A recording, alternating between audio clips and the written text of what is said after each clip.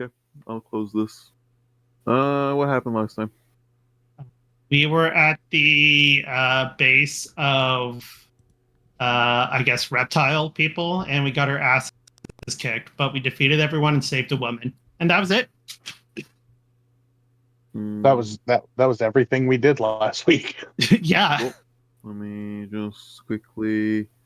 You, and you. Village of Wellsend. There you go. Mm-hmm. Yeah. They finally now let me because before there was a feature that was that you had to have a subscription for, which was to be able to separate people between separate players on two different maps.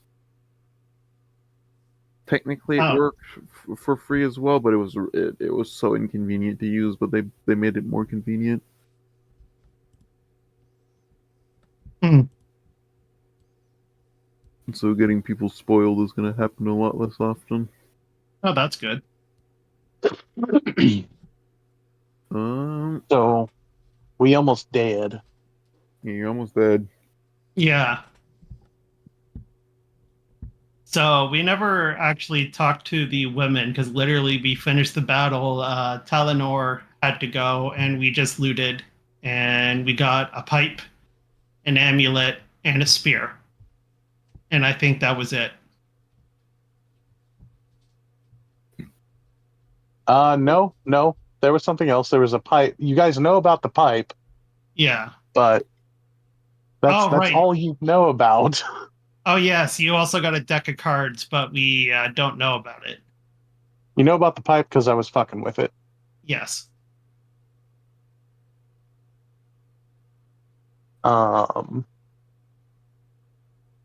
And just so nobody freaks out, no, it's not a deck of many things because Talenor left before I found it. Yeah, no, it's just it basically gives him gambit powers. You could throw kinetic cards and they explode. I don't think they explode. I think they do force damage. Well, whatever. Force damage.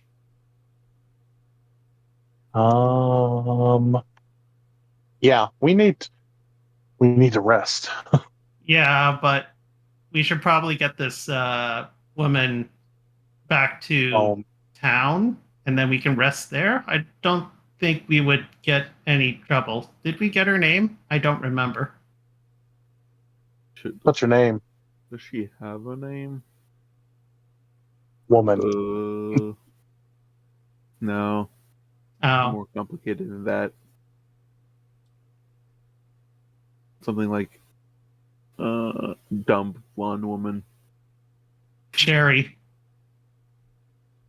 I don't even think she's blonde. Cherry. Come on. Taking forever for the PDFs to load. Okay. Chapter 1, Chapter 2, Chapter 3, Chapter 4. Sure, the only hooker in all of Wellsend. You're funny. She's technically not. She wouldn't even be from Wellsend. She would be one of the merchants. Which explains why she's the only one in Wellsend. Fair enough. Missing chef. That's over. She has a mighty right hook. Interrogation room, I think. Right. Yeah, we were. Was it? It became a battlefield. It was the main prison area. That's what it was. Let's see. A woman. Okay, cool.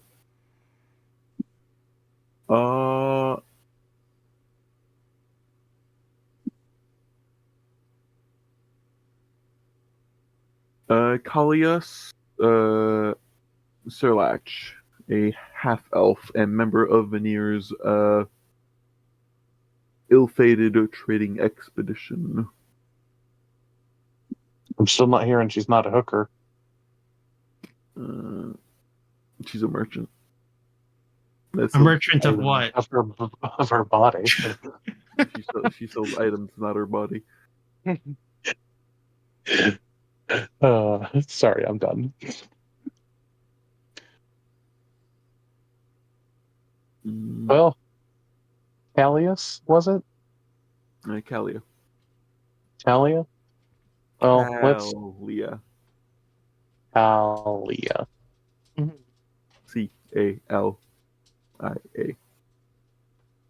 Calia. Kalia. Oh yeah. Calia. Okay, so since she's apparently Kryptonian now, um, Kalia. Let's get you back to what is left of your caravan. Very well. And so you're heading back to town? Yep, back to town, back to the mayor to tell him to let everyone go. Blah blah blah. Mm-hmm. Yeah. You head back to Wellsend. Talk to Aaron Thu. Mm-hmm. Uh,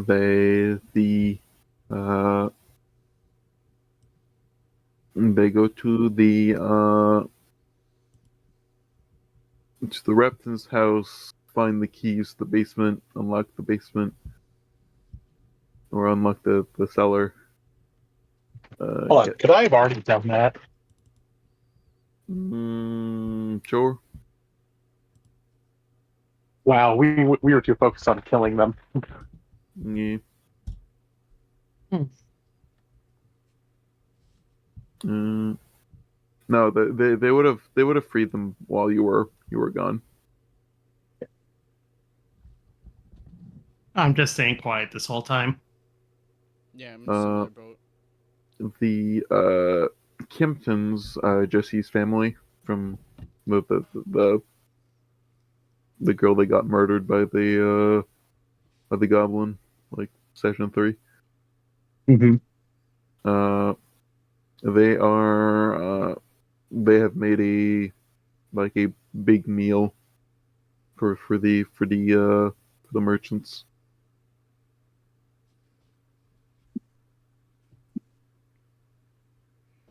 Like, would we automatically recognize them as her parents based on their name and everything? Yeah, I feel like no, Harry would have probably not Harry. Henry would have said like said their names, and then they were talking to each other, so you probably heard their names. They are they're a trouble. There's Liam Kimpton, his husband Max Kimpton, and then their wife Ann Beth.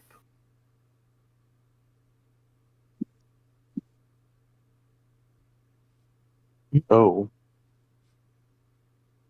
3? we should, Yeah, they're a throuple. Oh. Okay.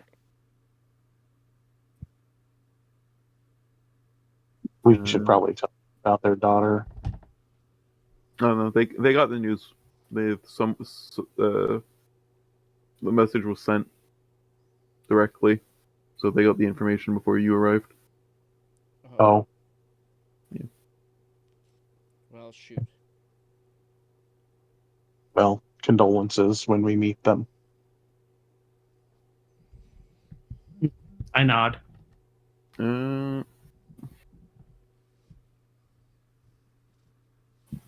Liam and Max offer to help bring all the provisions and all that they all the stuff that the merchants had because the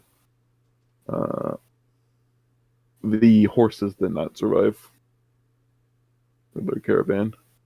Those those were dead before they even got to Wellsend. Oh. Yep. One died in a swamp, like in that one movie. I Hmm. don't remember the movie. Never-ending story. Never ending. Sorry, that's the one. And the other one was murdered by some sort of probably an owlbear.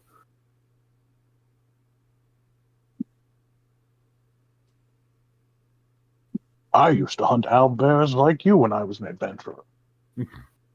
Then I took an arrow to the knee. That's right. But yeah, Liam and Max offer to help carry everything, and the move the caravan to Fenhill. Okay. We're still dying. Uh-huh. Yeah. Uh, You can take a rest before leaving. Ooh. okay. Yeah. We'll do that. We'll actually for the night we're gonna take the asshole's house as our own. I am going to cast several alarms just in case. Okay. I'm going to see if they have a bath and sulk in it.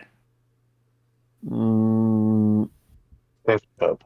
I'm in the same boat. I'm Yeah. gonna turn in for the night as well. Would they have a bath? They seem Yeah. like Do they? shower people. Do they have a barrel? No, they have a bath. Okay, well, I sulk. I sit in it and I sulk. Okay. What do the rest of you do? Is this because I'm smoking? Because I was smoking. No. I'm gonna take a long rest. Okay, you can all take a long rest. Oh. Long rest taken. Great. So yeah, once you're done with your long rests, you can. Well, I got the 4 hours before most of them wake up. Do they have any ingredients for me to cook? They have apples. That'll work. I can make some apple crisp. Okay. With 1 hour work or when you finish a long rest, you can cook 3 treats. These special treats, blah, blah, blah, blah, blah, blah. Okay, well, I make 3 treats then. Yeah, 10 hit points. Yeah. Yep. Okay. So you 3 can gain plus 3 temporary hit points. Oh no, I mean when you eat it. Ooh. What the fuck is?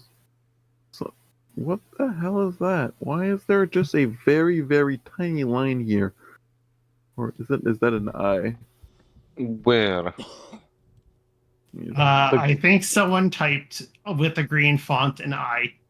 No, that's just a line. That's not even a because I can't change the font.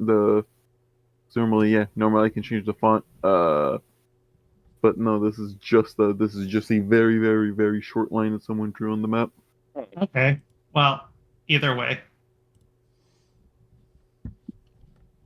Yeah, I wake up and I made you guys breakfast. I seem a little better, but I am kind of still looking depressed and trying to be cheerful.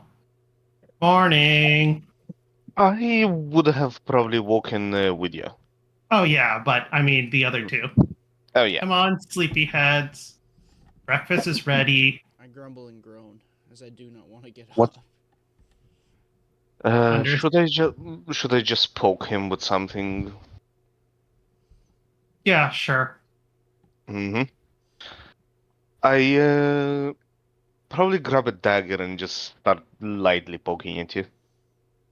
Instantly up. With the handle? Instantly up, ready to go.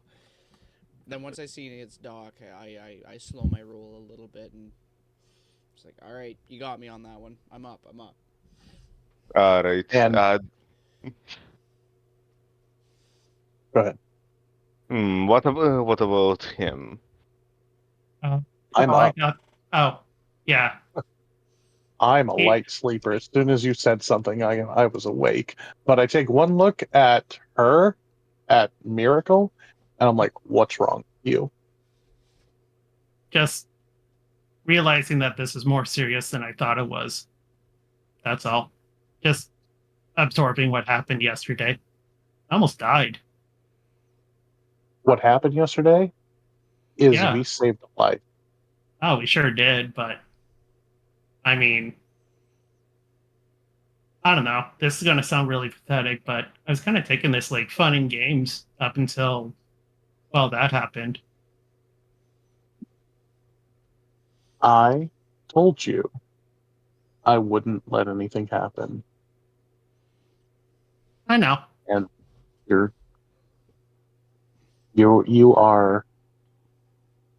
I'm gonna take care of you until we figure out your problem, whether you're just crazy or not. Yeah. And I'm thankful for that. Real world's scary, but as long as you have a good team behind you, we can do it. Mhm. And if you do start losing your mind, I can just poke you with a knife a couple of times. Thank you all. And I have a big smile.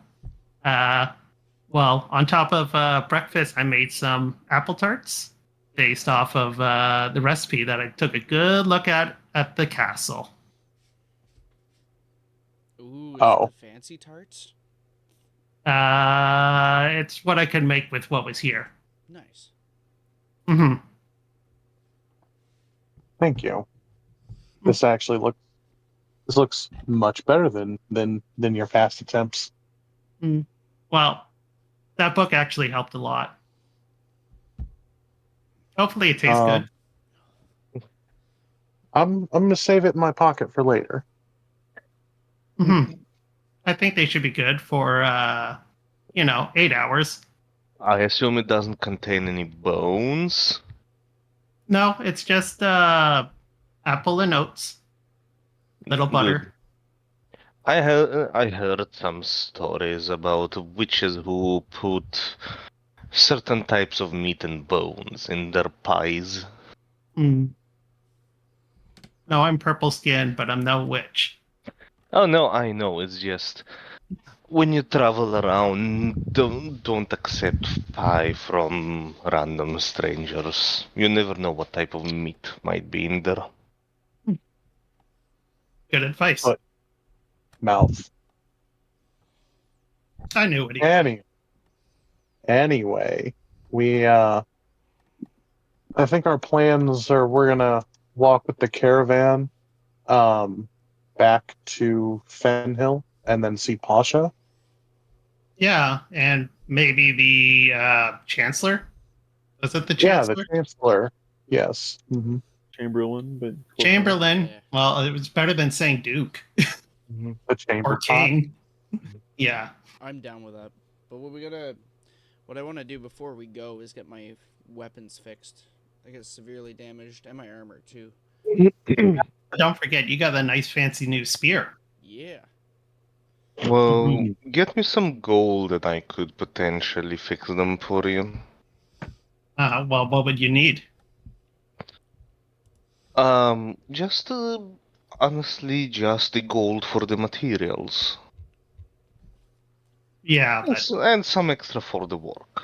All right. guess that makes sense. I mean, hopefully they have the stuff in the, here, but we're kind of in the boonies of the boonies. God, what would it cost for him to repair it?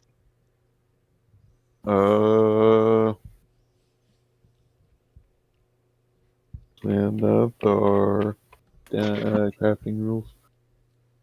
I do have proficiency in both smith tools and woodcarver's tools.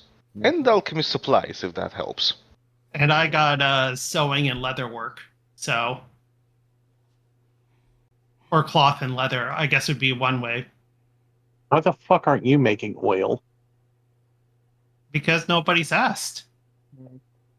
No, I was talking to him. He's got Oh. alchemist supplies. Why are you not making things that blow up? Because I honestly just didn't want to spend the materials. And he's been making security traps constantly. There it is. Yeah, I have been, I think, the most paranoid out of everyone here at night. Mm, I'm a light sleeper. You determine how many work weeks it takes to create an item. Divide its gold a piece cost by 50. A character can complete multiple items in a work week if the item's combined cost is 50 gold pieces or lower.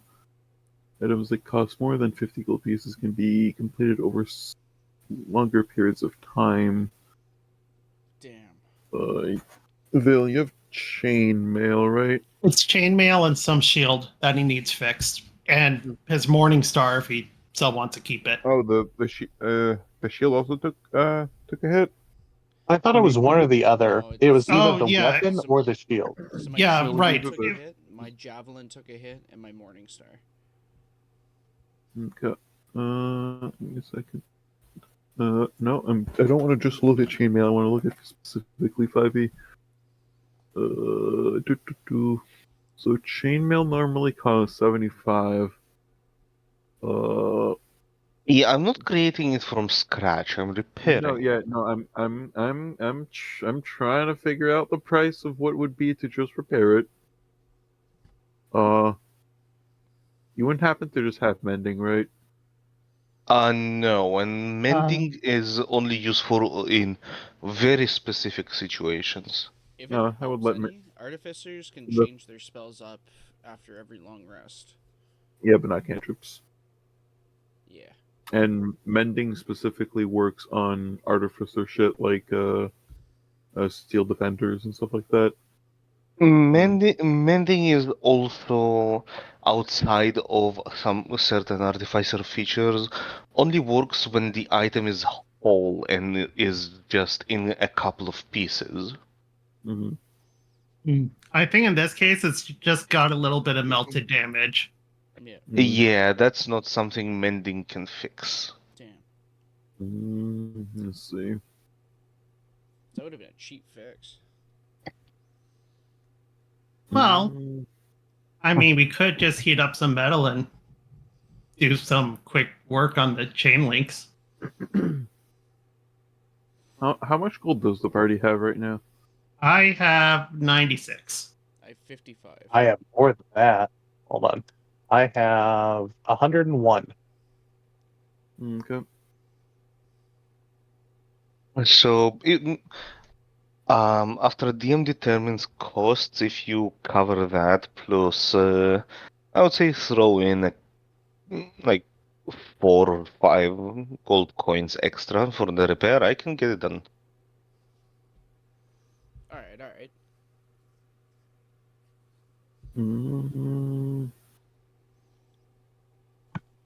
Let's say you can get it done with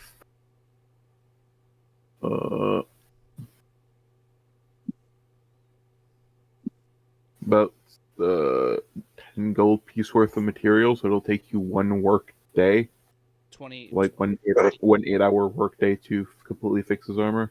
So 20 gold So pieces.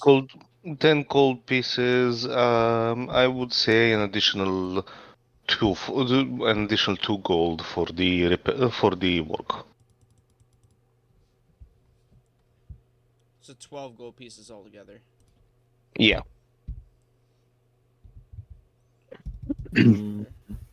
Alright. There's nothing you guys can really do for repairs in Wellson, so I'll just move you guys Fenhill. Nothing's going to happen on the road.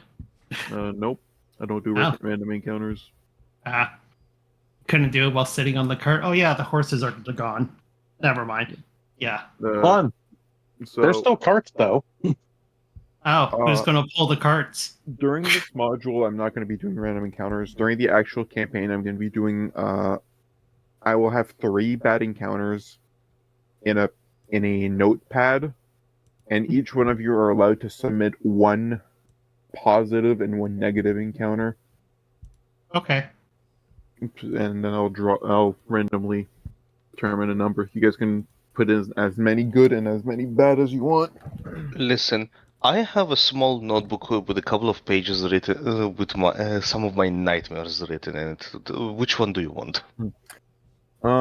Something CR appropriate if it can be helped. You know, that's Please not not your actually nightmares. necessary.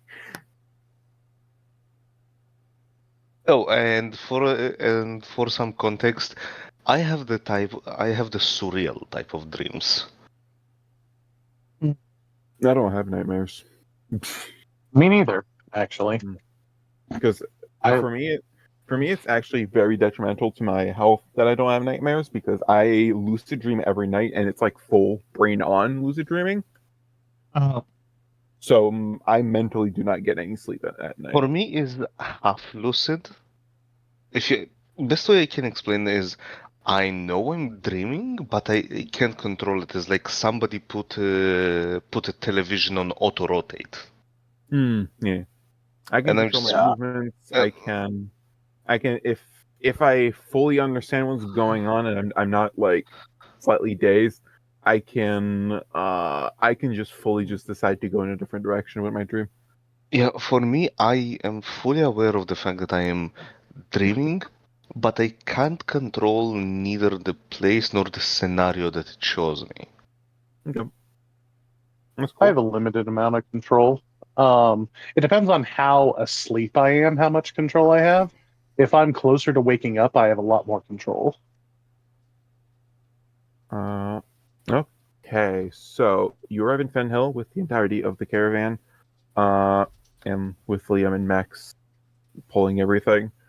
At the they bring you to the Bull's Head Inn, as like they do not expect that the that these people would be staying at the fancy place after being locked in a cellar for a month ish. how rude. That's They're gonna need to go to the river and just take a bath. I guess as soon as we walk in, I walk back to the innkeeper and I show him the store credit sign for 2 nights. Yep, I accept your store credit. Woo! Can you do me a Thank you. favor? Can you remind me what the spear was? I don't seem to have it in my stuff for some reason. Fuck. Because I changed exactly what it did 3 times, and I don't remember the exact specifics. I know it was the +1 spear. Okay. I don't know how many d6s extra it does in damage. I think it might be 2. A spear with a plus. and then it So gives it'll that be as temporary hit points once per turn. yeah. So once per turn, you can deal 2d6 extra piercing damage whenever you hit with the spear. And those 2 extra d6, you gain that as temporary hit points. Well, you deal the amount of damage you dealt with them as temporary hit points. So if they're resistant, you only get half. If the creature dies early, you only get as much as what killed it. Okay. So essentially, Yeah. it's a spear +1, right? There's a spear +1, and then it has a little extra effect Okay. of That's fewer. Yeah. Extra 2d6. Okay. Perfect. yep. So yeah, in Fenhill you have the facilities with the Albert's blacksmith shop. What is the actual name of that blacksmith shop? It is called. Is it really? Oh, it's in the Artisans District.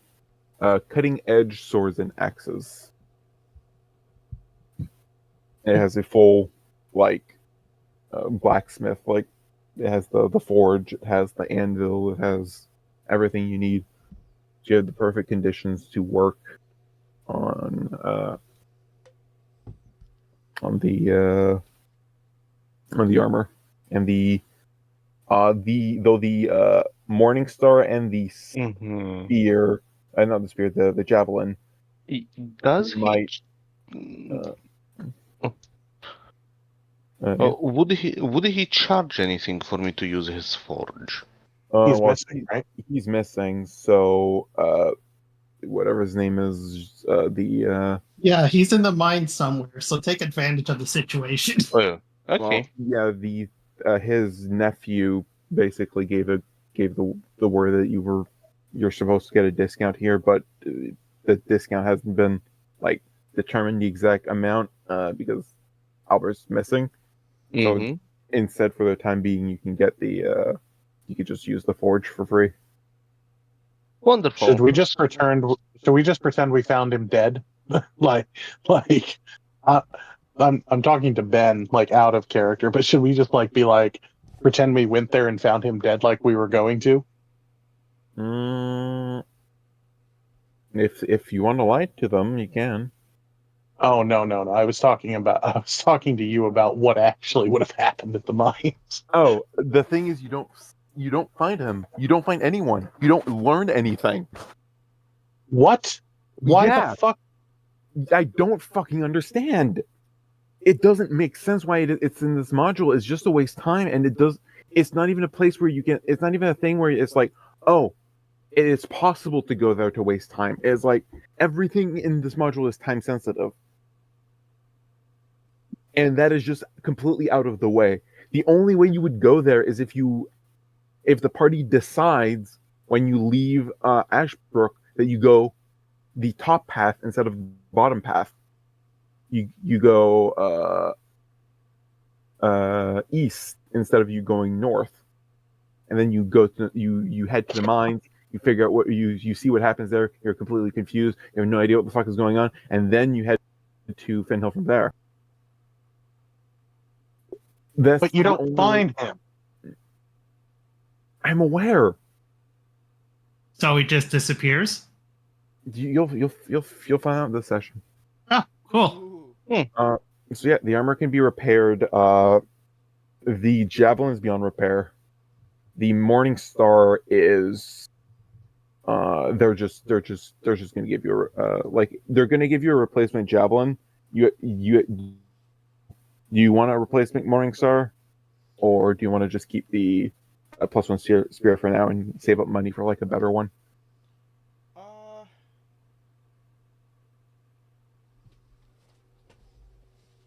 I don't get to keep the spear if I switch it out. I know you get to keep the spear. It's just like. Do you want to carry 2 weapons or yeah. 3 Like, weapons? Oh yeah, my Morning Star is like my trademark at this point. Okay. So the Morning Star, that would take another day to for repairs. Well, not the full day. Actually, you're in Talenor's an elf, so I could say an extra 2 hours of work is enough to repair the Morning Star. My boy's efficient. Mm-hmm. That'll just be You're like a slave driver. That'll just be 3 more gold pieces in terms of materials. 10 more gold pieces and Not 2. 10. Okay. 3 more gold pieces. Oh, not 10. 3. Oh, 3. Okay, so I will charge an additional gold piece for the work on that. Okay. So it'll be 16 total costs for Vaelen, and then the commission cost is what? So 10. So in total for base materials it would be 13, and then an additional 4 gold 16. pieces for the work. Okay. So that's going to, so it's going to be 17 to Vaelen, taken away from Vaelen, and then 4 gold pieces given to Talenor, and then the materials. Mm-hmm. Okay. So yeah, you can repair the chainmail, and you can repair the Morning Star, and the javelins are so cheap they're just going to give you a new one. Yay. Don't javelin cost like a silver piece a pop? Yeah. They work on weapons. They make weapons. Whenever they make someone purchases something, they get 50% of the, like, if it only costs 50% of the of the cost of them selling the weapon to make it. So they get a 100% profit. Well, not 100% profit, like 50% profit on everything. Like 50% of their sale is profit. So Mm-hmm. and they sell stuff that's worth like gold pieces. So a single silver piece is not gonna change anything. Especially the fact that they sell chainmail to the Guard. to the guards, yeah, to the Lord's guards, to the Duke's guards. So, yeah, but they do not care about a single silver piece. Hmm. Well, So yeah, you let me remove you to actual Fenhill. I was gonna say, is there anything you need, kid? I know I took you around shopping before, and maybe this time you could take me if you need anything. I don't need anything. I have all the oil I need. Ever. I thought you were looking for some tools. Oh, that's right. I wanted to get a forger's kit. Yeah. I mean, You there's said got that to would be. be.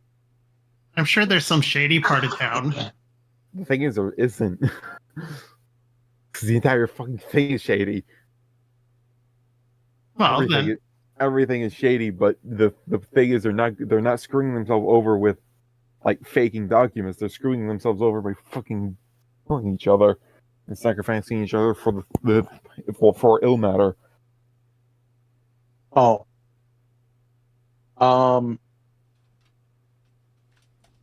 Are you telling me that the forging kit is not going to pay any? It isn't going to do shit, is it? It's not that it's not going to do shit. Is that they don't have a need for one, so they don't. But even even if there would be an underground market here, they would probably It not wouldn't sell be it. there. Yeah, Gotcha. poisonous right. kits are probably more likely to be found. Yeah, I don't have proficiency in that. I wanted to be able to make perfect forgeries with my calligraphy things. Once you get out of here, out of Garland, you'll have access. You'll be able to easily find one because of Thieves' Cant. Gotcha. Mhm.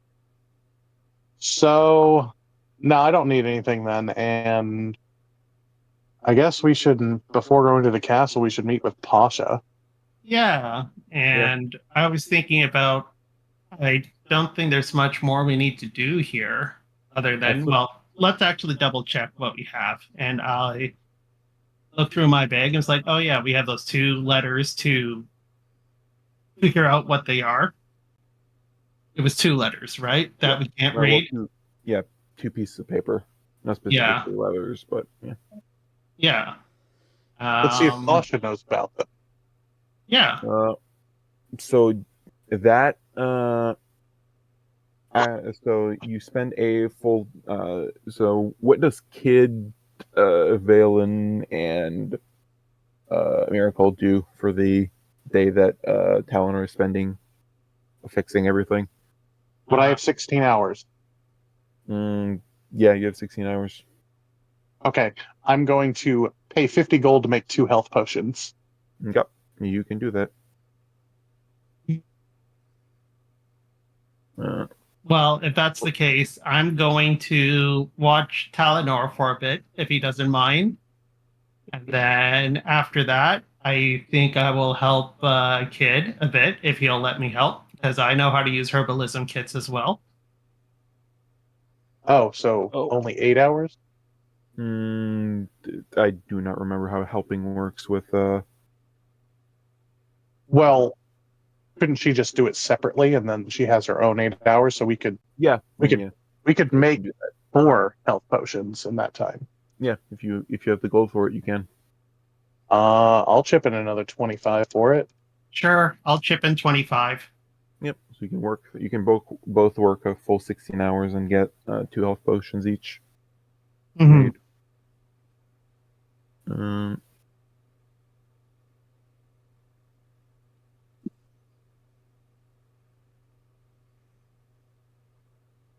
And then, yeah, I guess after Vaelen. that, I'll Well- sorry. And then I guess after that, I will go and I'll fix up any clothes that people want to. I mean, like, not like super a lot fix up, like just like sew up cuts and whatnot. Yeah. With a 16-hour work day. Yeah. You would be you still have a bit of time. Oh, I mean, whatever I can do. Vaelen, you have the full day. What do you want to do?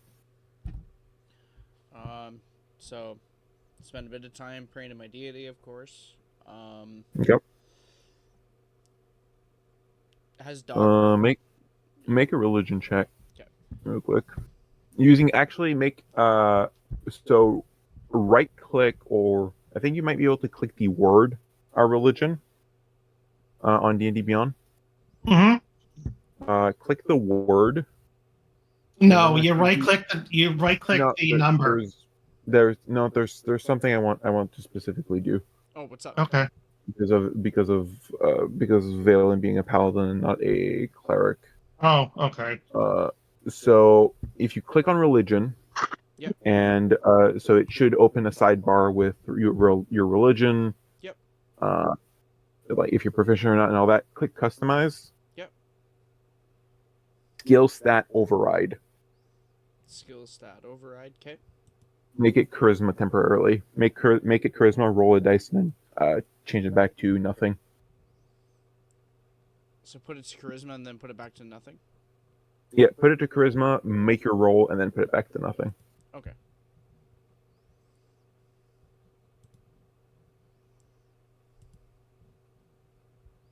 How charismatic.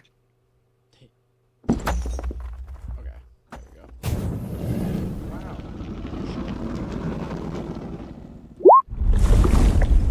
Wow. Well,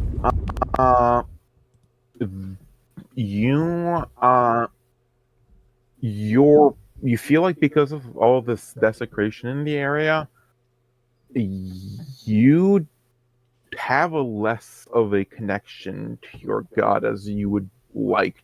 You feel comfortable with. Ooh, like there's a hazy blockage. Yeah, like if they can't reach you completely. Yeah, like a weird aura. Okay. But you do feel like if they would be able to reach you. They're probably trying to reach you with a warning, Oh shit. but you're not entirely sure. Okay. Well, yeah, I take that all into consideration. During this time, is Talenor essentially working on my equipment kind of deal? Yep. Okay.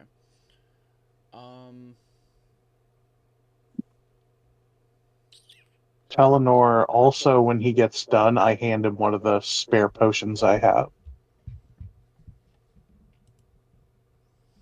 Shouldn't everyone get one? Since No, because Not me. Vaelen already has one. No, you keep two of them. You were the... Hold on. Yeah, I got one of them. Okay. You have one of the old ones, so we can...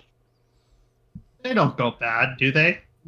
You know what? You go on the front line, so you know what? You give him one, and how about you choose one of the other ones to give another? Probably Talenor, since he's not a frontline fighter, and us on the back line will keep we'll keep the 4 potions. Okay. So I'll have 2 at that point then. So me and Talenor will both have 2. You will have your 1, Okay. and Miracle will have her spells. Yes. Sounds good to me. Question: did you change out your healing spell for Cure Wounds or Healing Word? What? I mean, I have healing word. It's a bonus action. And okay, so you can't use it the same turn you use Starlight Step. Starlight Step as a bonus action. Yes. Right. That's which what means happened you last time. Yes. So, since Cure Wounds is a level 1 spell, have you switched out one of your level 1 spells for Cure Wounds? I guess I can do that. I have Healing Word. Yeah, no, wait. Cure Wounds? Yeah, which ones can I... yeah, I guess I could... It only if you want to get rid of something. It's just so you can have one for a bonus action and one for a normal action. Yeah. No, that just makes sense. It's just a lot of my spells are locked in, which is really stupid. Hold on. But yeah, no. Anytime you do a long rest, you can change them. Well, there's 4 of them that are always prepared. Yeah. A piece has 4 that are always prepared. Then you should have an extra amount equal to your wisdom modifier plus your level that you can swap out in and out. But the piece specifically has a Heroism, Sanctuary, Aid, and Warding Bond always prepared. Yeah. At your current level. And those are my useless spells. Mm-hmm. Hold on. So that means you... Okay. Heroism depends. Sanctuary is good for NPCs. And what's your wisdom modifier? My wisdom modifier is +3. +3, because it's plus your level. Plus your level, that would be, well, plus specifically the cleric level, that would be 7 totals spells. Yeah. I could do it. It's just I can't. I mean, Lesser Restoration is pretty good. Prayer of Healing is good. Spiritual Weapon is really good. I like Inflict Wounds. If I could get rid of Heroism, I could, but I can't. And Guiding Bolt is my long range attack. Gotcha. Yeah. Not good things to take out. Well, I will be right back. Very sorry about that. Oh no, you're fine. Said you like Inflict Wounds? I love Inflict Wounds. That's what I do when I go and do my big attacks. I could always... Yeah. I mean... No, Inflict Wounds is good. Like, it's a good spell. Guiding Bolt is your only ranged. Spiritual Weapon is technically ranged, but well, I got actually, I could probably get rid of Guiding Bolt because I have Sacred Flame as well, and that's 60 feet. That's half the distance, but 60 feet should be enough. You've got a save versus an attack roll. So that's what you're looking at if you switch. Yeah. And what's the DC that they have to hit on Sacred Flame? It is Dexterity saving throw. Oh, sorry. 14. 14? Yeah. I mean, not horrible, not great. Yeah. So, what's your plus on your spell attack modifier? +6. Honestly, Guiding Bolt is more likely to hit. Yeah, I know. So, I wouldn't say get rid of Guiding Bolt. The thing is, you can't use Guiding Bolt if you're too close. I know. That's why I have Inflict Wounds. You do like get up close. Yeah. And next level, I'm going to get Key, which will allow me to do dodges. You know, I'm not gonna. Yeah, do what you think you want to with your spells, with your 7 slots. If you like what you have, that's fine. Just keep in mind you can't do your step and heal. Yeah. Actually, I do have an idea. Can I get rid of... Oh, no, Aid is always replaced. Aid, Sanctuary, Aid and Heroism are the same thing, basically, which is really stupid. No, they are not. Not even fucking close. 8 is much better. Yeah, well, it says right here it's 5, and then the other one's 3. Temp HP. And one's 30 feet, and one's touch. 8 is 5 current hit points and maximum hit points to 3 creatures. Oh, right, yeah. Okay, I see that. Heroism is 1 creature. Heroism is 1 creature unless you upcast it to level 2 second level, which targets 2 creatures. It Yeah. gives temporary hit points. You have to concentrate on it, and it gives temporary hit points equal to your spellcasting modifier at the start of each of their turns, hmm and they're immune to the frightened condition. I mean, you know what I'm going to do? I'm going to get rid of ceremony. I haven't used it. I don't have the 2 rings.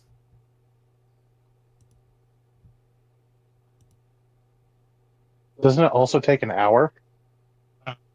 Yes, it does. So I will.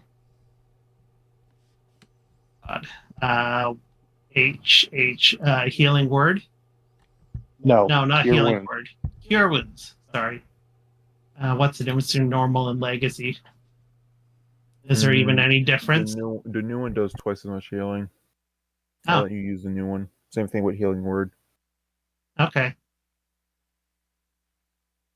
They're trying to make healers viable, apparently. Yeah, which actually makes sense because Oh God was healing in base 5e terrible. Yeah, you need a truly broken class to make it worth your while.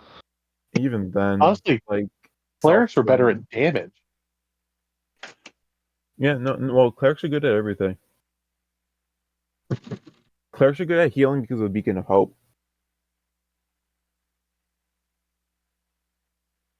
Beacon of Hope, if you're within the aura, gives you maximum hit points back whenever you're targeted by anything that heals, including potions, Oh.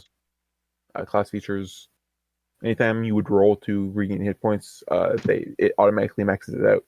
So if you have a dwarf in the party and they take Dwarven Fortitude, anytime they would roll a hit dice from taking the dodge action, they would heal max from it. Oh, that's cool. Okay. Well, there. I made my spell changes. And Peace Clerics specifically get Beacon of Hope for free. They don't even have to prepare it. It's always prepared. Oh, that's awesome. Well, I'll see that when I get there. So yeah, Vaelen, what do you want to do with the day? But yeah, Other than go your into the gut. deity, and essentially I'm just waiting for my armor to get finished, and then once it is finished, I re-equip my chainmail, inspect all the weapons and stuff. Okay, you haven't gotten anything from the Chamberlain nor Pasha yet. As you take another rest, as it's time to rest again. I wonder what's taking them. Well, I guess. Go ahead. I was about to ask, does Pasha's have any sort of basic wand? Just basic wand that I could use as spellcasting focus.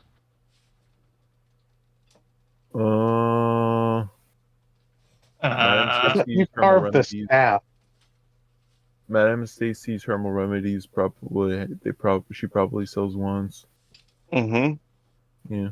Yeah, she has this nice one where you hit a button and it shoots fire. Yeah, I don't need no special features. I want a simple wand that I could use as a spellcasting focus. Yeah. No, Okay.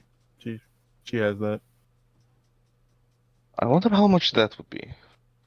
Same price as a regular wand. And how much would that be? Give me a second. Okay. Can't just whittle one down and then make one yourself? That would be 10 GP. Wow, Okay. wands are expensive. I have a bit of gold to spare on it. Mm-hmm. Do you specifically do fire spells? Hmm? Do you have firebolt? I do. Give me a second. I think there's a special wand you can buy. That's a little bit more expensive, but it's technically non-magical. Let me try to find it.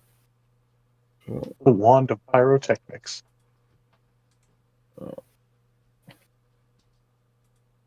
Really? I'm searching the wrong thing. I'm in spells. I want to be in items. Items. Everything's loud. Focus. Okay, let's see. Where are they? Feel like they're Oh no, it is. Is this what I'm thinking of? Oh yeah, no, never mind. It's a common magic item, so it'll be a bit more expensive than just that. If you need more, we can just chip in. How much would it be? It is a common magic items. I'd normally sell them for 100 gold pieces, but there's a low magic campaign, so well, not low magic, low gold. 50 gold pieces. All right. It's a spellcasting focus. It is still a wand made out of wood that you can carve, and whenever you cast a spell that deals fire damage using it, it deals one extra point of fire damage. One extra. It Just yeah. Give me a second. one extra flat damage. Yeah, one extra flat damage. Or an extra Alright. 40 gold. Yeah, for 40 gold more. This is what it is. Okay. It's Fernian Ash Wand from Eberron. Good old Eberron. Mm-hmm. Let's see. Fernian. It does require attunement, though. So there's that to consider.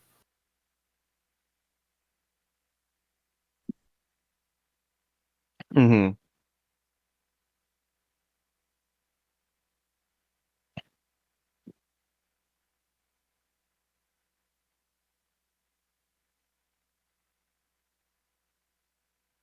Alright. But yeah. And I will also spend 10 gold on a regular wand. Okay.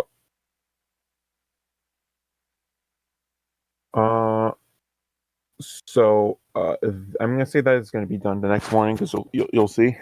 You'll see why. Okay. The next morning you get the barkeep says that you got a letter. Ooh, from who? I guess that's for us to find out, right? It's for him to not know and for you to find out.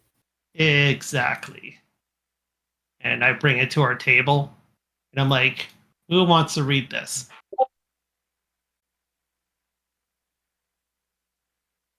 Anyone? Let's. Sure. Let me take a look. Okay, here you go. And I pass it to you. Well, hand it to you. Friends, a great evil lies at the heart of Galarne. You have seen Vaelen influence and may even suspect its nature. Well, we certainly have seen that. If you want to make it out of Galarne alive, you're going to need help. Perhaps you can look for aid at Madame Stacy's Crystal Healing and Herbal Remedies. While you're there, you should ask her for a cure for cold feet. Winter is at her door, after all. Yours, Pasha. Cold feet? The plot thickens. Okay. So looks like we're gonna go to get your focuses. We were heading there anyway. And so Yeah. you head to Madame Stacy's herbal cures and some crystal remedies.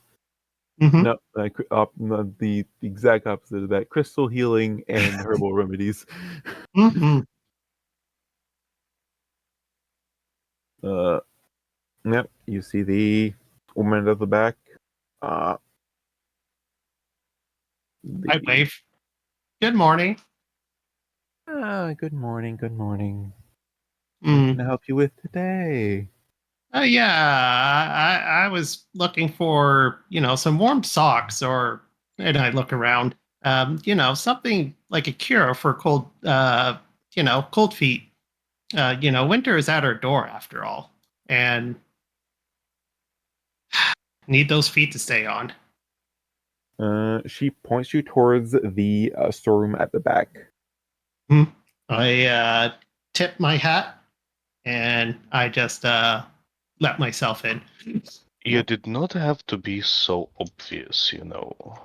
Oh, let me have some fun. I mean, no one else was there anyway, so.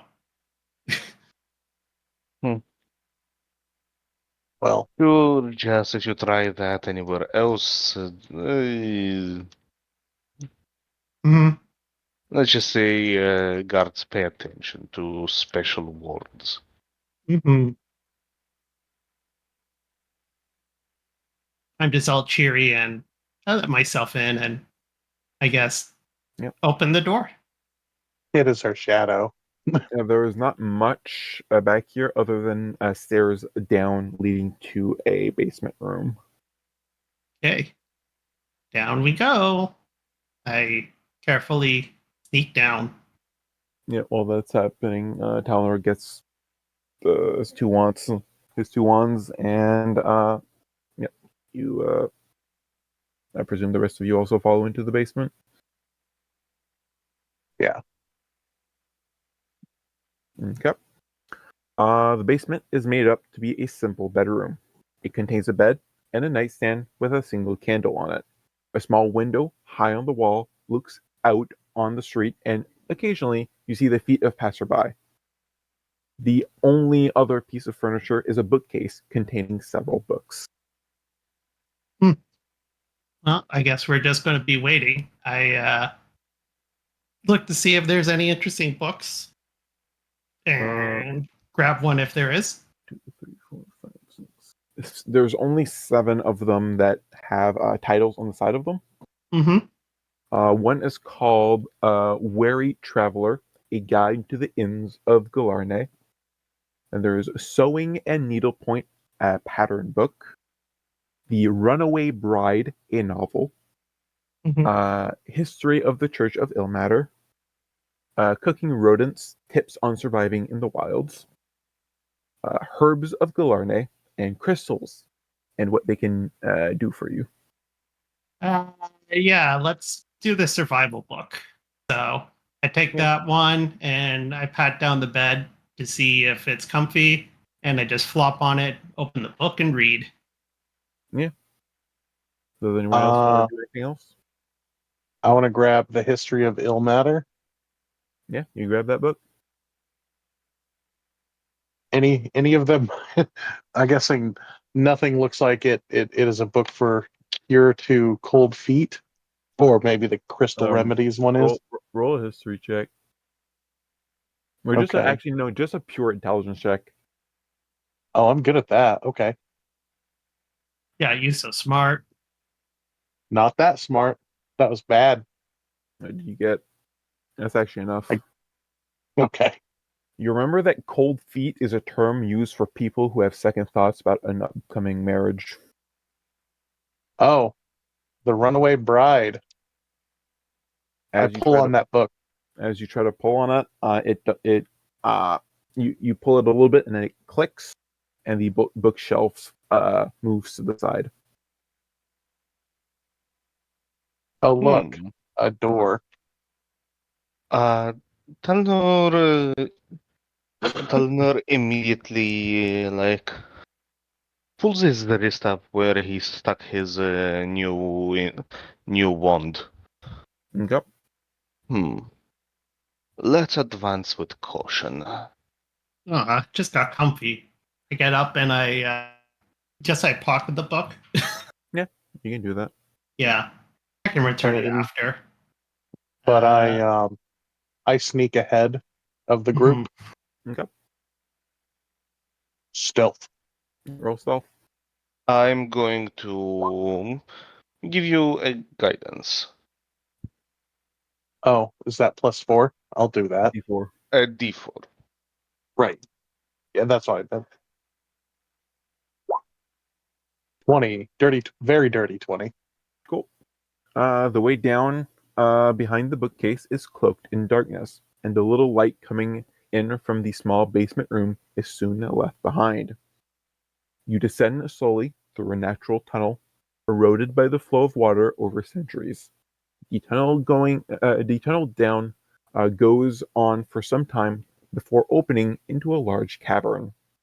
Magical lights dance across the cavern ceiling and walls, uh, giving off an eerie yet colorful glow.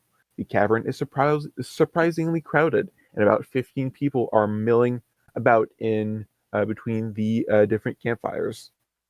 Uh, at one of the fires, you see Pasha sitting, an elderly woman. I guess we come down a little bit after. Yep.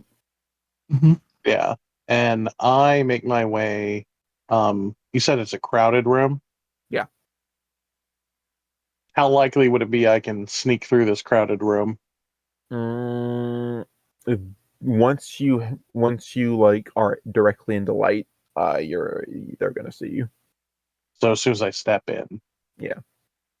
All right. So I just don't try to sneak, and I walk up to Pasha with the group. I wait on the group, and then we walk up to Pasha. Okay. When he sees you, he smiles and gestures for you to join them. So then I go, oh, thank God I was getting sick of sewers. But none of it was sewers. Well, yeah. Of places that smell like sewers. Yes. I'm going to have to take a coffee break of the other kind. Okay. Mm-hmm. Be back in 5. Cool. We can just take a 5-minute break. If anyone else needs to get anything. Well, I just finished my water. So. Yeah, I was going to say I literally just finished my beverage. I can get some water. Well, my water has more caffeine than a human being should be drinking. So I use flavored caffeine packets. But if I walk away, I'm talking through my phone with my headphones on. So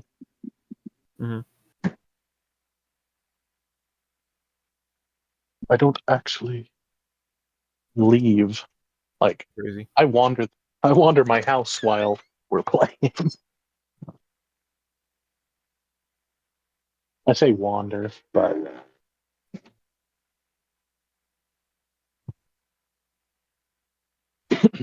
you watch any more Adventress, Ben? A bit more. I got to episode 21. I watched all the 21st the 20 first episodes, and then I'm on the 21st episode. I have watched up to episode where we started episode 11. Okay. But I don't. Yeah, I don't. I don't watch it unless my girlfriend's here, and she just started her first job ever. So, and she closes a lot, so she's at work after I get off work. Like she's closing right now. I see.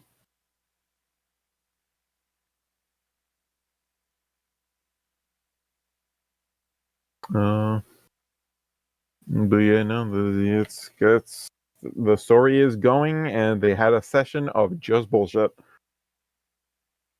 I'm not surprised. Yep. Torbeck. We just recently watched the Guys Night episode. Torbeck officially joined the group, though. Oh, does he? Yeah. Well, if you've seen any of the shorts, it was pretty obvious he was going to join the group with how often. I thought so. I just wasn't sure if he was going to be a permanent fixture because I hadn't gotten to that point yet. Yeah, no. He becomes a permanent fixture because the fans wanted him. They wanted him back. They also do a session with Matthew Lillard at one point. I did not know that. Yeah. I don't think it's in Once Upon a Witchlight, but they definitely have a session with Matthew Lillard. Mm-hmm. I return. Once I finish Once Upon a Witchlight, I definitely have a few others I want to see. I want to see the other, the one that's a tie into Witchlight. I forgot what the name of it is. like the one with what's Derek's character in that one? Bixie? No, Oh, yeah. When he plays the squirrel. the mouse. Yeah, that's like Bitsy. Bitsy. That's what it is. Yeah, I'm curious on that, but I'm also waiting for Gricko to turn into Chuckles. Oh yeah, that is something that happens, huh? Yeah. Oh, he's from. Okay, so he's from the from Uprooted, but I know he also makes an appearance in another one. Oh well, she makes an appearance in another one. Where? Grandma Nut. Yeah. I'm Hazelnut. Yeah. That's what I think. That's one of the players, right? Yeah, it's one of the Hazel is one of the players. And they run into Pete Nut, and then they Yep. start talking about D's nuts and Dis Nut. Yep. Oh wait, no, I got some information. It was from the non-canon Nightmare Before Witchlight one shot. Nikki declares it's now canonical that Bitsy loves Baby Bell cheese. Great. Okay. Good thing to note that. So it's the one shot that they ran is called the Nightmare Before Witchlight. You have to remember that. Mm. Because that one has Is it a Chuckles, and prequel? I think it also has Torbeck. Is that a prequel to Witchlight then? Probably. It's called Nightmare Before Witchlight. Oh, that's funny because It's also non-canon, so well, the one shot is said to be non-canon, but it is in there. Nikki declares that it is now canonical that Bitsy loves Baby Bell cheese.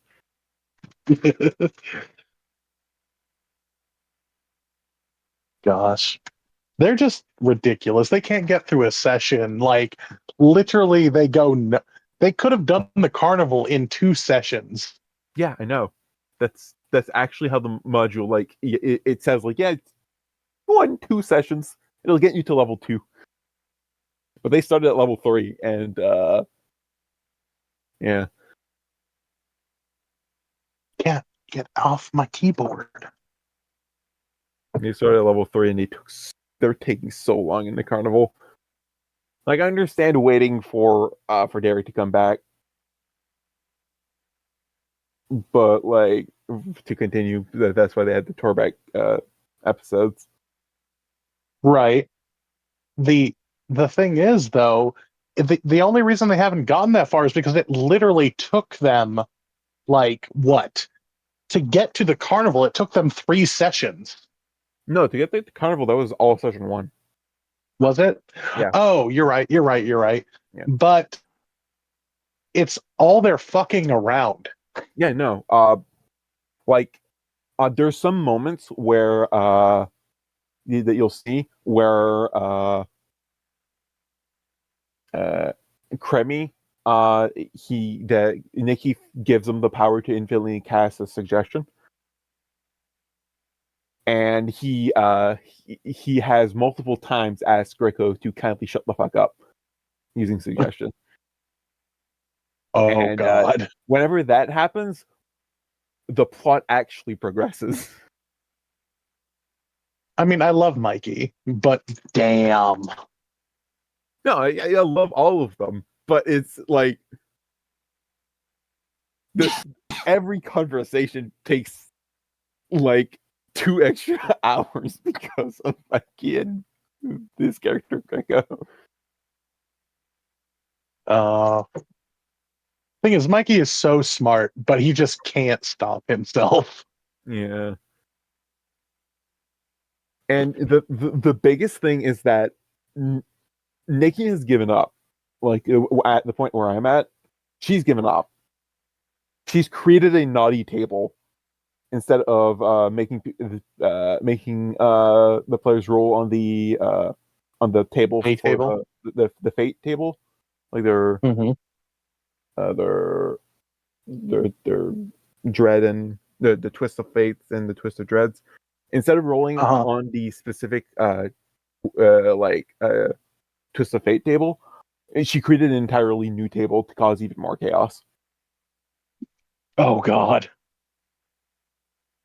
And I want that table. She's like, fuck you guys. She's like, fuck you guys. Yeah.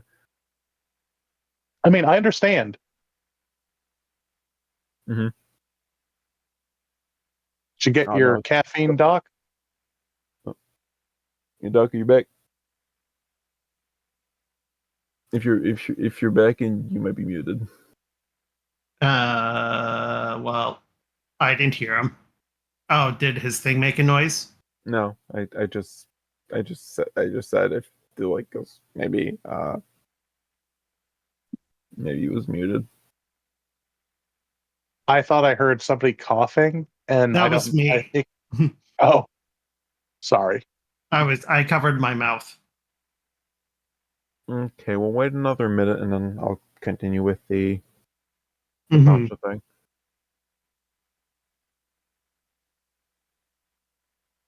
So that module you were talking about is set for early levels? What now? You were talking about a carnival thing, how it was set Oh, for yeah. like level 1 to 3? As 1 to 5. Ah, The campaign is supposed to be 1 to 5. The thing is, you're allowed to like. There's there's so little combat that's necessary because you avoid every combat encounter. Uh, they they allow you to start at level 3 and then go up to from 3 to 8, I think, instead of 1 to 5. that makes sense. I was going to say that sounds like that would be fun for us, but yeah, we'd be way too high level for that. Mm-hmm. Mm-hmm.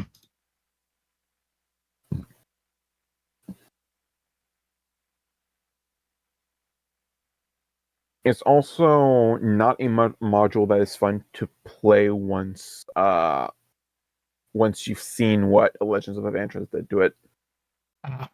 Because oh god, they turned a module that should take about 15 sessions to complete in total.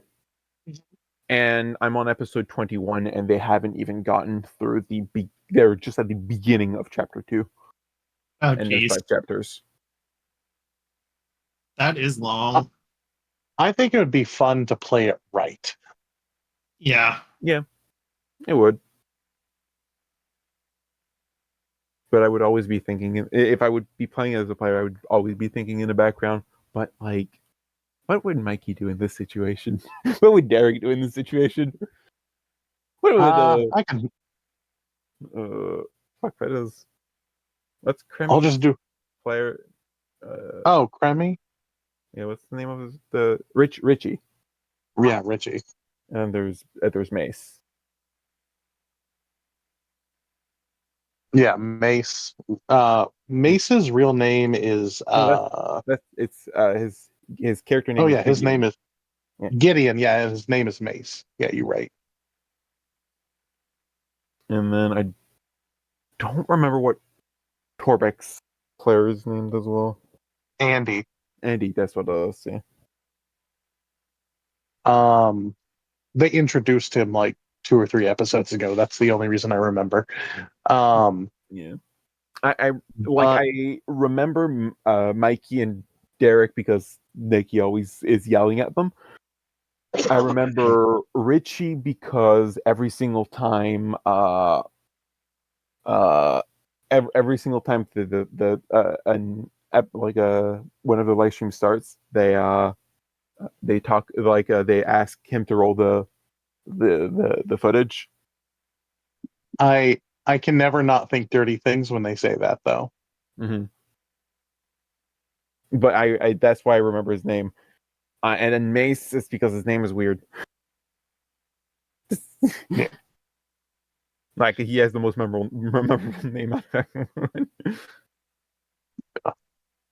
Okay, so Pasha,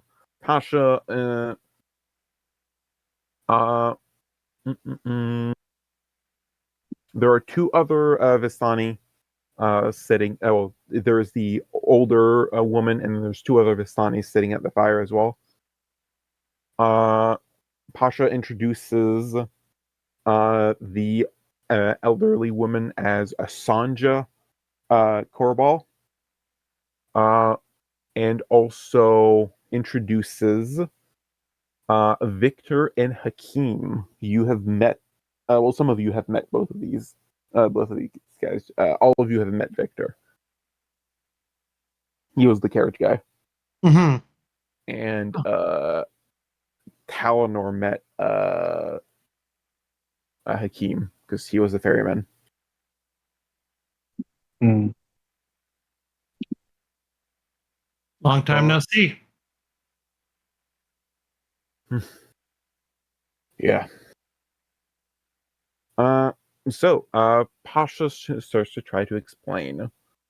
Actually, no. First, Sanjay speaks.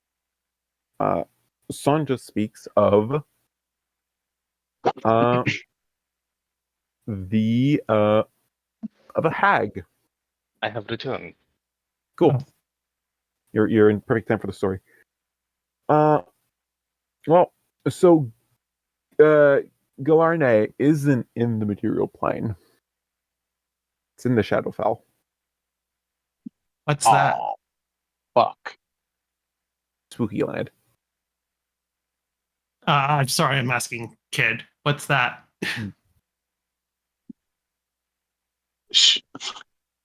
The Shadowfell is like the Twilight Lands. It's in between. Oh, purgatory? Sort of. Mm. What were you gonna say, Ben? It's just it's the spooky version of the material plane. Hold on. Let me see if I could explain it better. I think I could with the 26. Go on, explain it however you want. Um, well, you see, there are planes outside of our plane that mirror various aspects of it. And the Shadowfell the is the opposite of the Feywild, which at least I assume you've heard of them. I shake my head.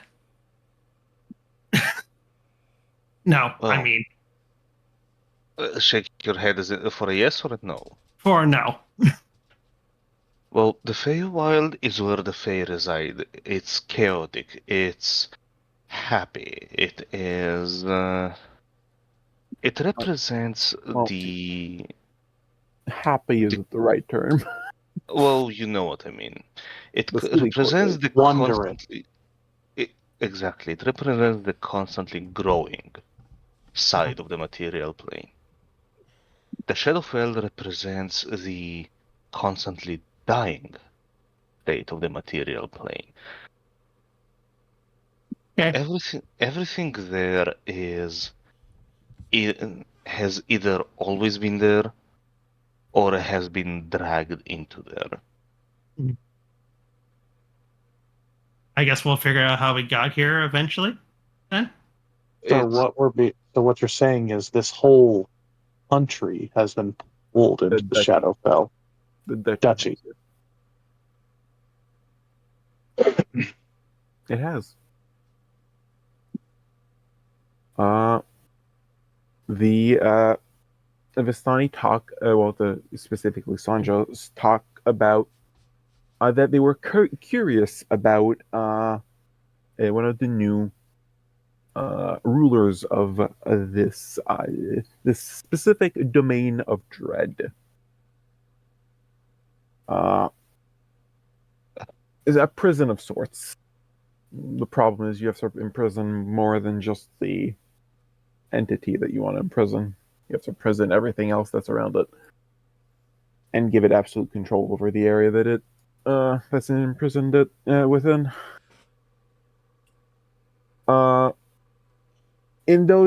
back in those days, the hag Agatha had her influence on the people was less absolute, and most people knew her story. They spoke of a beautiful young girl that turned into a monster, of a land plagued by a vicious hag, and their desperate lord condemning all his people to be trapped with her in her prison. Over the years, the Galarnians forgot, and the stories was no longer told. Agatha's grasp on their minds slowly became absolute. Only the Korbal remember and keep the story alive.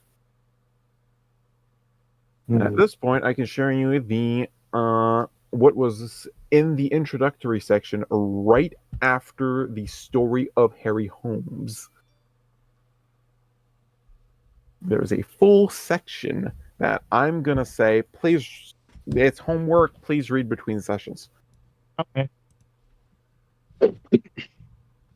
I punch the inside of my other palm. Is like, I know this type of shit.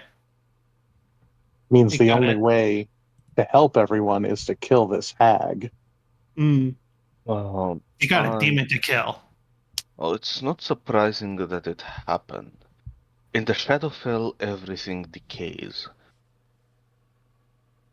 Actually, the way that their mind and memories decayed is also something that could happen in the Feywild, although to a lesser degree. Hmm. Because Talenor, I bet you 10 gold that this hag currently looks like a young, long, dark-haired woman. I just have I This just is have a your huge homework. smirk on my face. I'm not going to take you up on that bet. Good money. That's probably a good call. To defend how I can close that. Okay, back to the Korbal hideout. And she tells you the entire story. You can read it later. Mhm. The main points were already said. She has absolute power. The Lord Reuben had to make a deal with, had to bargain with a god, had to bargain with Ilmater to basically lock the place away. He trapped himself along with all his people, so he couldn't just trap the hag. Her influence had too much reach. And in realms of dread, the longer you stay, the more cyclical everything becomes.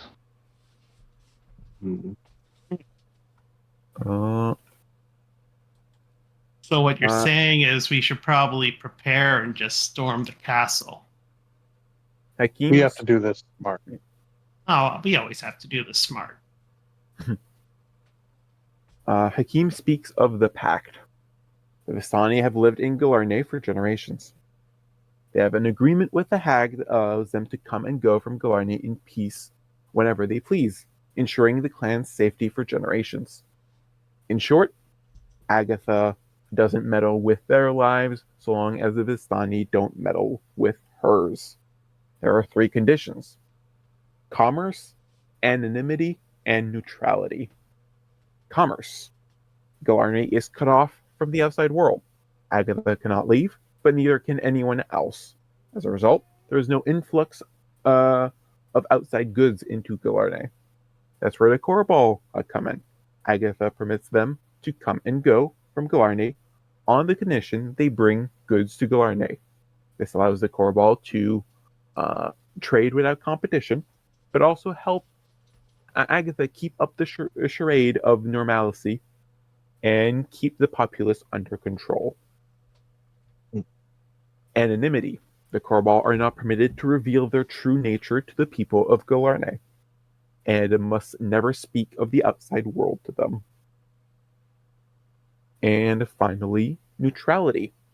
The hag plays vicious games with the people of Galarne, and the Vistani must look the other way. For these atrocities they have witnessed, look the other way from these atrocities they have witnessed over the years. The benefits of the commercial monopoly, as well as a promise of wealth and safety, always weighs heavier than their moral conviction. These convictions are well and good, but they have seen Agatha's handiwork and have been smart not to antagonize her. So what? You want us to just do nothing? Pasha speaks of a broken promise. Oh, go on. I could think of another one that you probably didn't think of, but go on. After silently listening to Hakim and Sanja, Pasha stands up and addresses you. 40 years ago, I was but a small boy, only 5 years of age. I was camping with my parents and their friends in the woods near here. The adults were talking, and I got bored. Snuck into the woods to play with my dog. The next thing I remember was being lost and alone. My dog was nowhere to be seen, and I couldn't find the camp. After days of wandering, I was found by the locals, who brought me to the orphanage in Fenhill.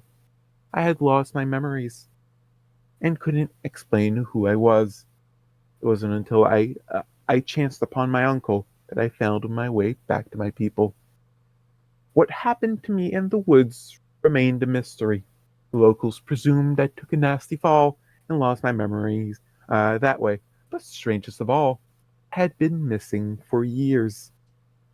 When I met you out in the carriage the other day, when that happened, I realized something was wrong with me. I went to find Sanja. Pasha seems overwhelmed. Sanja puts her hand over his before continuing his story for him. We never questioned his disappearance and assumed he had been in the orphanage all along. But after what happened when he met you, we realized something was wrong. We sent for our most gifted mages who, over the course of several days, helped Pasha find his missing memories. We're all still reeling from what we learned. Pasha was found in the woods after he went missing, but that was 7 years after he disappeared. Pasha starts to sob silently. Once Pasha has regained his composure, he shares the following information. Agatha's hut. Pasha was kidnapped, tortured, and brainwashed by Agatha to turn him and other children into her loyal servants. These other children, among the captives, were one Thorn and Stanley. Stanley is now known as Father Brooks. They were with them, as well as another friend, Fiona, that died at the hands of another child. Agatha created a link between Pasha's mind and hers. Not only does she have access to his innermost thoughts, but she can also take control of his mind as well. She can make him do terrible things if she so chooses. The same most likely goes for the other two boys. Pasha must leave. Because of this link with Agatha, Pasha has become a liability. The clan had already took a risk in taking him with them today, but Pasha insisted he speak to you and has agreed to leave Galarne after speaking with you. He will never return unless Agatha is destroyed. If he did, she could take control of him, forcing him to harm the people he loves. Well, don't worry. We'll definitely take care of her. Right, guys? Well, I'm not sure how to find her, but I have an idea of where to start. I think we all are thinking the same thing. Not sure. Okay. Funny have a different idea. What are you thinking about? Well, yeah. Yeah, might as well. Well, if the other person is the father at Fenhill, we could just go and ask him for one. Two, if Pasha's mind is really linked together, then he could potentially know where she is as well, or it is. That Evil maybe we could. being. I mean, we could potentially just find out through means. And You're, the third way, I think, is we just storm the castle and claim it for our own. I do have to apologize, but I don't think those plans are any good. Miracle. Yeah. Show Anja the papers. Oh, right. I scrolls. I put them into paper things, and I say we can't read these. Are they any hints to our problem? I not reading these either. Oh. This must be something, some of Agatha's magic. Mm-hmm. Well, like I said, I had an idea. Mm-hmm. You, Miracle, your plans work off of potentials. We Mm-hmm. need something that we could start from. And so far, the thing I've picked up on that we could hurt her with, or at least to start with, is the sense of normalcy. I tilt my head a little confused, but go on. What is the one thing that keeps the sense of normalcy going? Are you saying the commerce? Who's ready to start a fire? I love fires. Okay. I did buy a lot of oil. However, that is a bit overt, and we may kill. And where are you planning on starting this fire? Because I don't want to put these brainwashed people in danger. No, I don't mean to start burning houses randomly. We find out where they keep the stock of goods, and we torch that. But Uh, again, that ends up inadvertently hurting those who need those things. uh, yes, but that is going to start an avalanche. Consider this.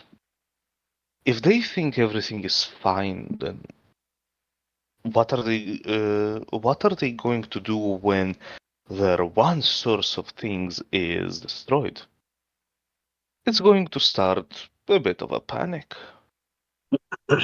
And the Switch will have to start taking more drastic actions.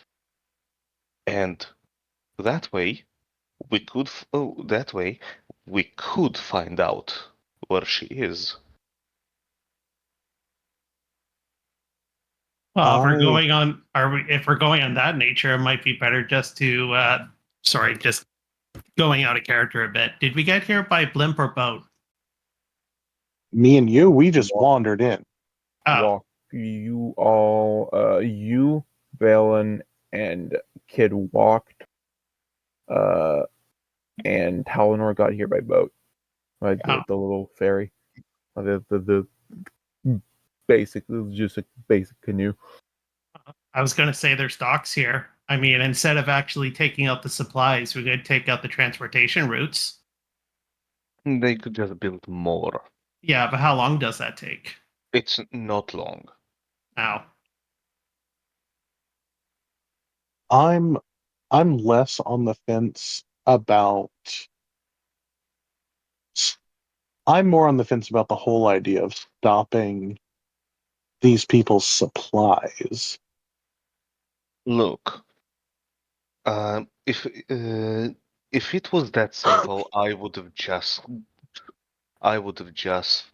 went away from this place as soon as I can. But in a realm of dread, unless you got the express permission of the ruler of this place, you cannot leave. Mm-hmm. So My interest is to get out of here as fast as possible. And the best way to track down the Sagatha is to cause her to take drastic action. And what's gonna cause more drastic action than a panic amongst the ones that she controls? Understood. But with the thorough brainwashing, will it cause a panic? Thorough brainwashing does not overcome basic instinct, and they are going to understand their situation very well where their entire stock of supplies is gone. Understood. I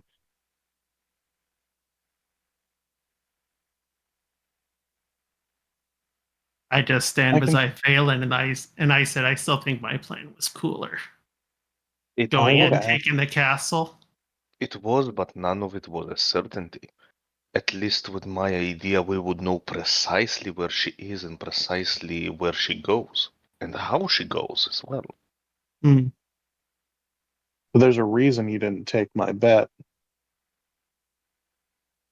No, I like working with concrete information. I'd Well, if like we want to. concrete information, why don't we just go and ask the Duke himself? Because, well, with the fact that he has the same connection in his mind as Pasha, Which that actually brings up the point. Wouldn't that imply that she's listening to us right now? This area has a dampening, like Oh, how partial convenient. non-detection magic. Not much, but enough to make it so it takes her a while to realize what's going on. I would like to. Well, well, hold on. If we're going to cause an uproar, why don't we just get the people here? Whoops, I went out of character. Completely. Why don't we just get them to reveal the information? Then, say, hey, you're in a shitty place. We because don't. that because because that way that puts a direct target right in the middle of your forehead. If we burn something, we might be able to do it undetected. Again, keep this in mind.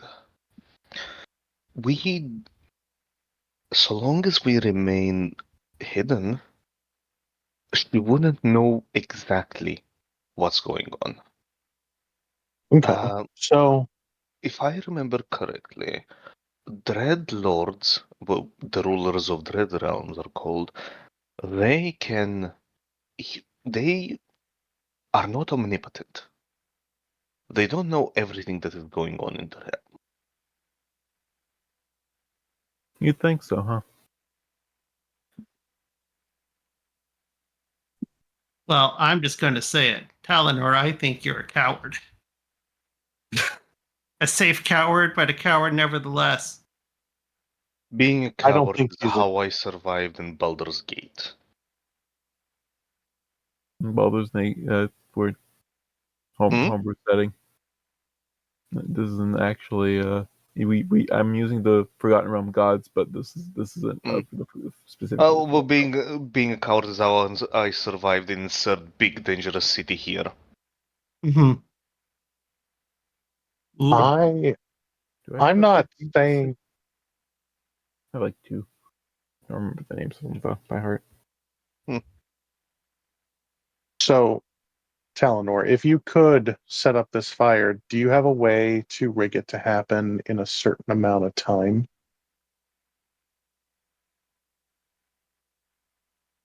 I won't need much. Well, here is my suggestion. I like your fire idea. Your fire idea means if you cause a big enough fire, that's a big enough distraction. I would like, we have a secret entrance into the castle. I think we can get the proof we need as to my gut feeling. And I want to investigate that woman, but I I feel like we should, with a big enough distraction, then the guards will come down to the city to fight the fire while we go through the secret entrance in the kitchen and make our way to the Duke and question him about his daughter, make sure he's still alive, and get the information we need that way. It wouldn't be the first time I started a major fire. I won't need much, some kindling, some highly flammable oil, and along the wire. And that is IRL Doc speaking, by the way. Oh, I think I have all of that. So will you listen to the Vistani's proposal or go with this plan? No, Oh. we can. Let's go with the. Let's hear the suggestion. Okay. Well, they need your help in ending Agatha's hold on Galarne. Mm-hmm. Since you're skilled individuals who the hag has no control over, you're kind of their only hope. So when in Galarne, except the Vistani, with their amulets, can traverse the mist. The Korval offered to take you to Agatha's hut, which is deep within the mist. She hasn't been there for many months. So you can use this opportunity to learn more about her scheme. Pasha, of course, will not be able to take you there, but Victor has agreed to take you. Well, we can always start a fire later on. Yeah, I mean, sure. Let's do some intel and maybe some, finishing off the problem. Like And I then if said, that doesn't work, we'll go. like We'll go with your guys' plans. Yeah, well, like I said, I enjoy concrete information. No better place than her home. Mm-hmm. Maybe you can burn down her place. That was Sorry. deal. Ben, was that your alarm for your other? No, I don't have another session this week nor next week. That was my alarm. That was my alarm for taking my meds. Gotcha. Well, I wish I will actually be taking at the right time for once. So, all right, Victor. Actually, before we go, do you guys have any assistance you can give us? This is, even if she's not there, it could be dangerous. Anything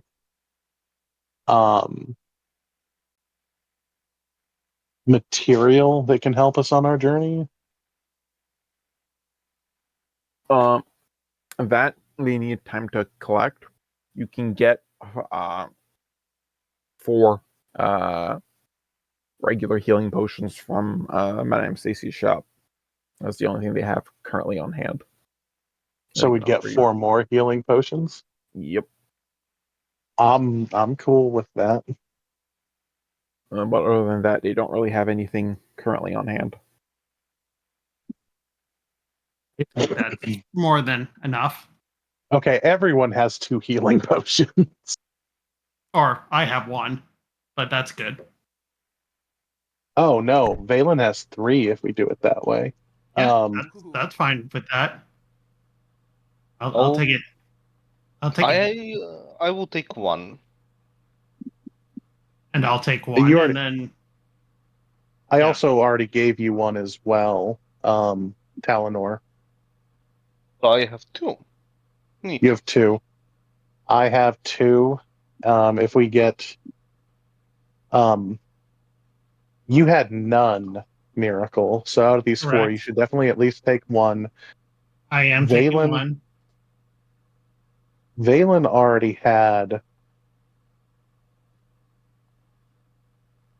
I think Vaelen had one already, so Vaelen has 2 already. Yep.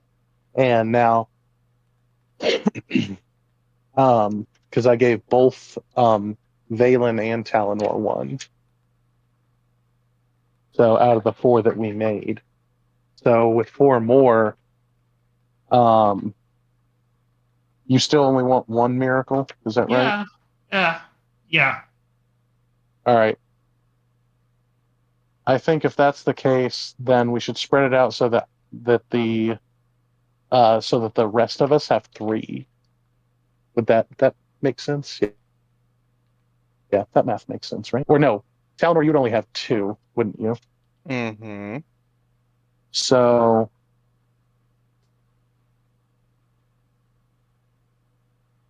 we should definitely split this so that the back line has the most. So Vaelen, are you okay with only having 2 while us in the back line have 3?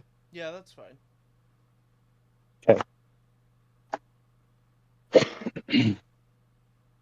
And Miracle has 1 because she can heal. Oh yes. Okay. So are you ready to follow Victor? Man, Yeah. I wish we had more time. There is a certain magic item that I absolutely want to craft. Oh, well, how much time do you need? A lot. A For a lot. magic for a magic item, it depends. It is a common magic item. That's a work week, Yeah. 5 days. Yeah, no, we don't have 5 days unless you want to stay here while we do the investigation and shit. But then even then, that's risky for us. It's a wand sheath, if you're familiar. Yes, I am familiar with that. Can't you just get like leather and then just like make like a little pouch for it and then just wrap it around your whatever? I can, but the way that my infusions and spells work, it would allow me to use both of them instead of having to switch. Uh, I do have a quick question for you. Mm-hmm. Did you read the attunement requirement for a wand sheath? Recall. Oh, You have to be a warforge to have a wand sheath. the fuck? Yeah, no. It's literally like it's a replacement arm for a warforge that has a wand that you can extend out. I thought we were just making a really bad condom joke. I distinctly remember some sort of item that lets you store multiple wands. That is not a wand sheath.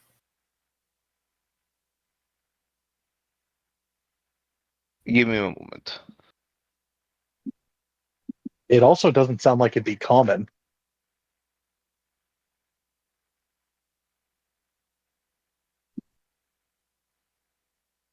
it looks like it's called the sleeves of storage.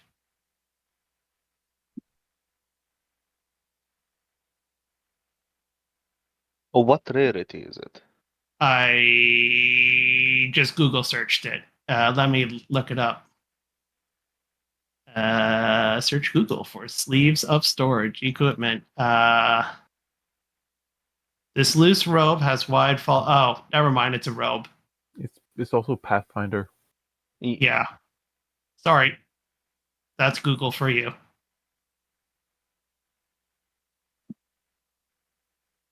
A sleeve of storage isn't even for specifically. It's not even a one thing. It's you get to carry 20 bulk in each sleeve.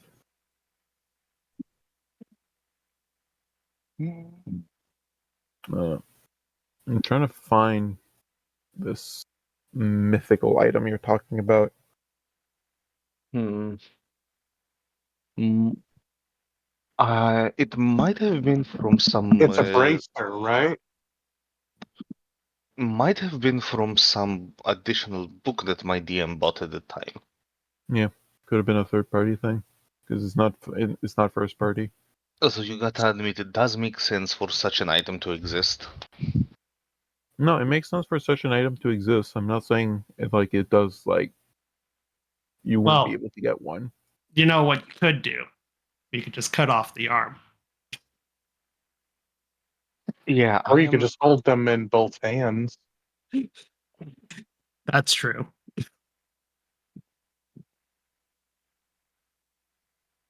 I like to keep my other hand open for, doing other stuff.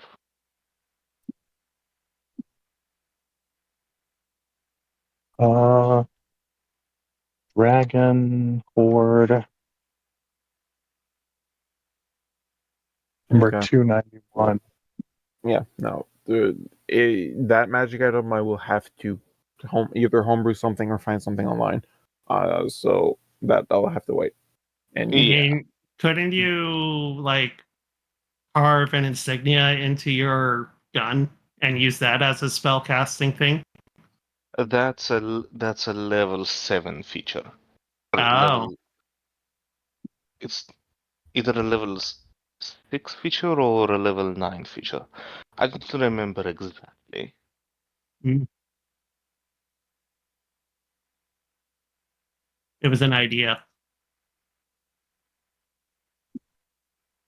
I think it costs like 18k gold anyway, so it's at least a rare.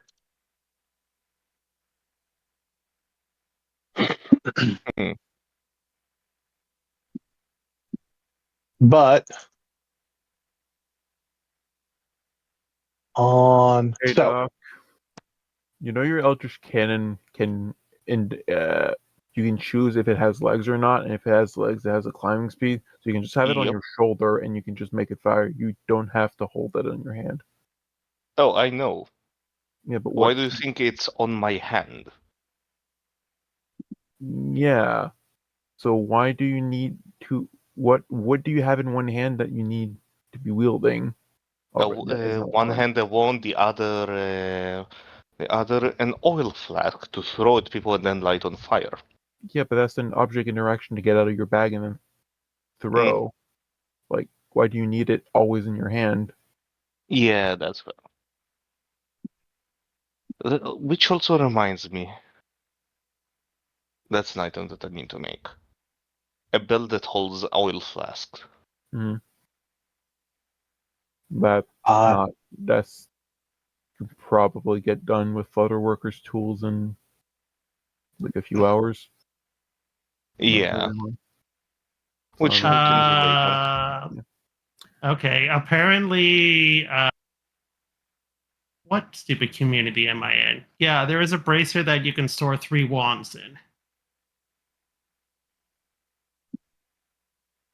I'm just trying to figure out what it's called. Yeah, Dragon but it's 291.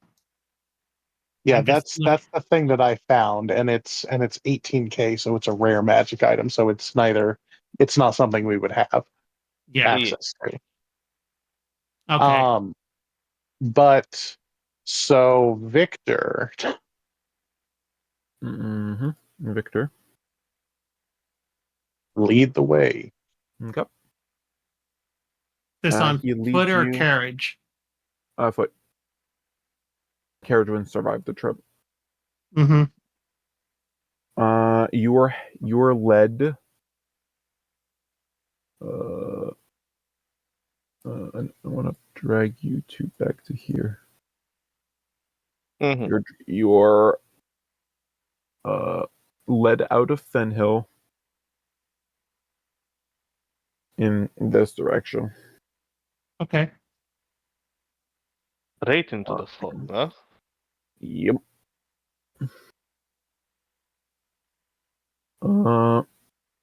You enter an area where the mist seems even denser, making it hard to walk. This lasts for about 3 minutes. Each minute that passes, you hear howling of wolves as it seems that they're getting closer. No attack comes, but their presence remains for the rest of the journey. And a few hours later, yeah, sorry. No, I thought that was time to make small talk. You can. I was going to say, hey, kid, weren't we Yeah. made official citizens of this area when we saved Ashbrook? I think we were made honorary citizens of Ashbrook. Yeah, but doesn't that mean that they technically broke one of their rules by telling us the truth? No. Okay. I was just wondering if I was overthinking things. That's all.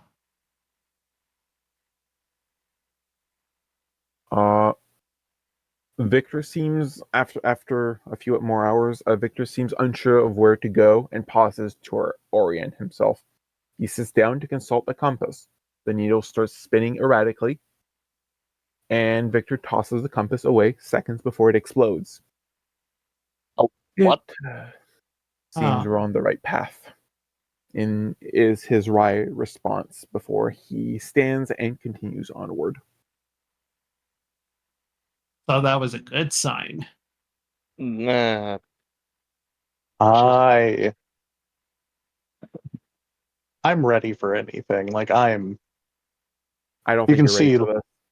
yeah, my hand is also ready to just do the motion to activate my cannon. I just rest my, I almost called it a baseball bat, mace on my shoulder, and I said, Talenor, is your gun okay? I mean, if that thing just exploded for no reason.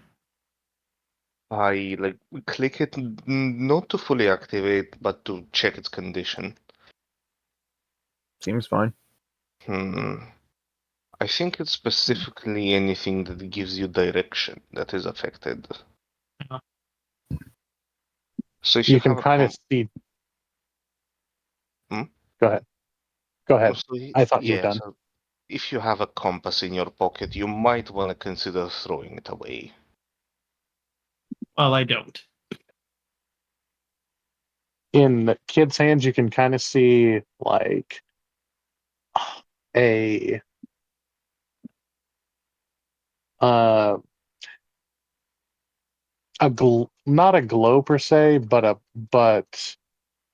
a warping of the air that looks like a dagger.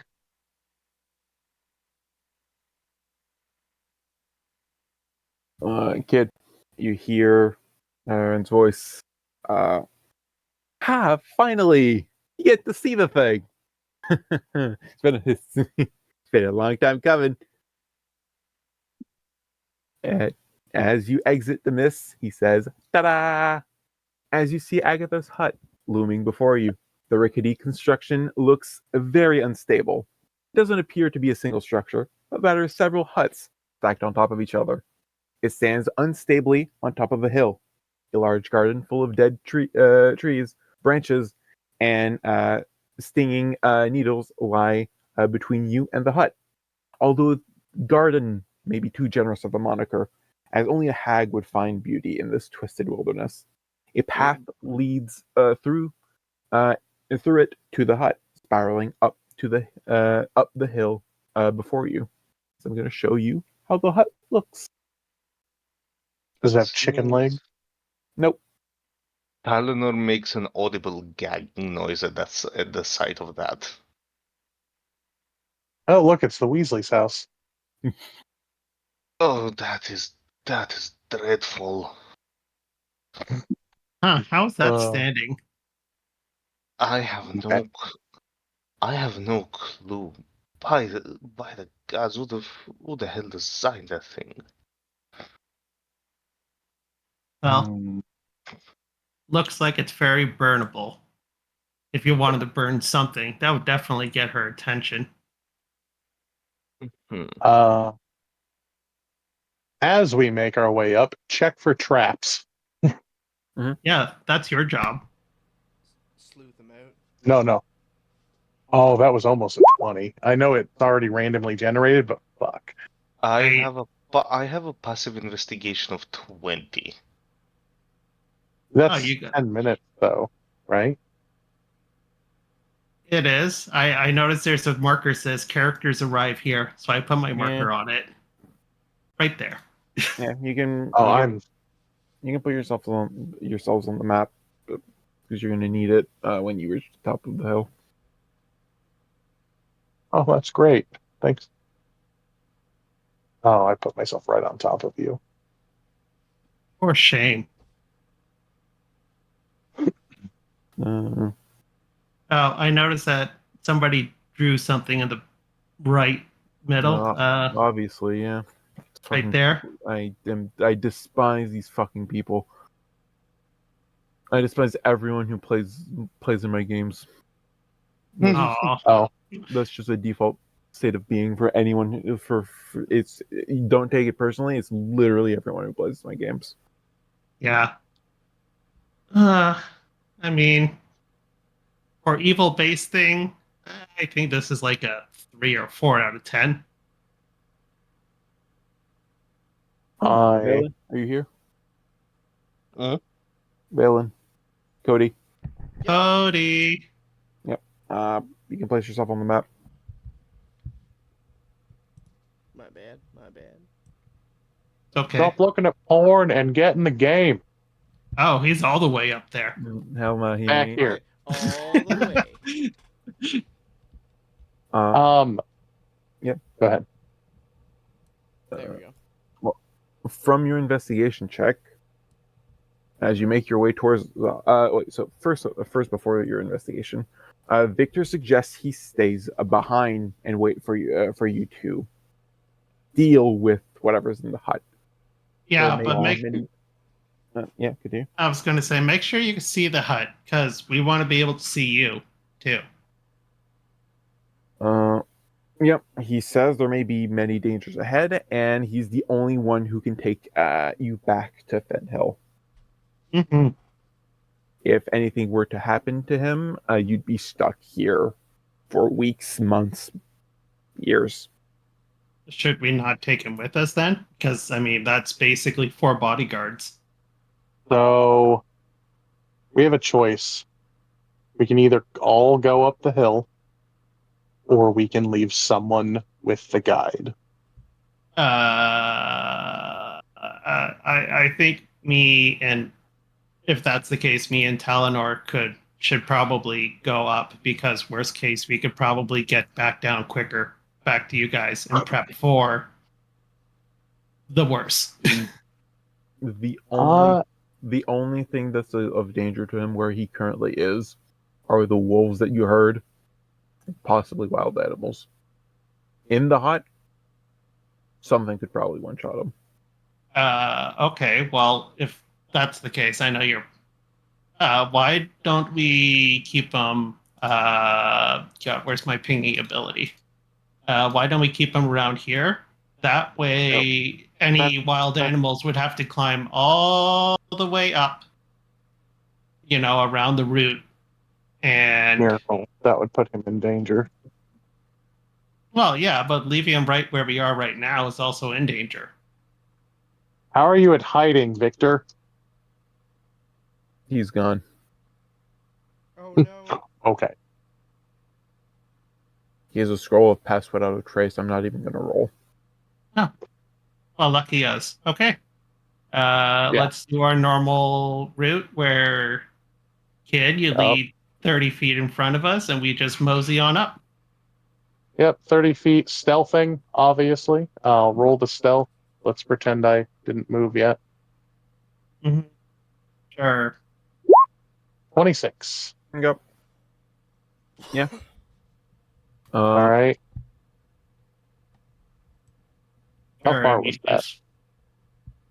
I mean, we're just going to be slowly making our way up. As you make your way towards the hut, you look at the desolate state of the flora around you. Apart from the brambles that seem to flourish, almost everything here is dead. I seem oddly cocky today. But I'm not cocky enough to go in without the others. No, that's too far. Me? Okay. Yep. Okay. Follow the route, Miracle. Follow the route. I did. I literally went all the way around, but I guess it didn't show me moving it. You can't go instantly. There's things that happen. Okay. So as you guys pass here, Kid is invisible to these things, but for the rest of you, as you turn the bend in the path, you see other withering plants, but the little woody shrubs before you look eerily familiar. I smell Oh. a trap. Though they have seen most of you, they are too. They feel too threatened and try to appear to be nothing but withering and dead shrubs. I just glare at them as I walk by. You I'm arrive at presi- a tree. Oh, okay. We're at a tree then. I think we should kill them. Well, you can go and do that. What do you guys think? I'm not against it. All evil should be smitten or smitten. They have like a Honest, plus, I think they have like a honest, +0 to hit, and they have like 1 hit points each, and they have like 10 AC. So Oh, they don't want to. let's avoid unnecessary trouble. Okay. Let's continue on. What's with We're this at the tree? following the path further up the hill, you come to a large tree. Like other trees around here, the branches of this tree carry leaves, but instead of green or brown leaves, like those throughout Galarne, they're a dark crimson. At the base of the tree's thick trunk, nestled between the tree's root, lies a withered corpse. Upon closer inspection, it appears almost as if the tree is growing out of his chest. A red, swirly rune has been painted on the tree trunk above the dead man's head.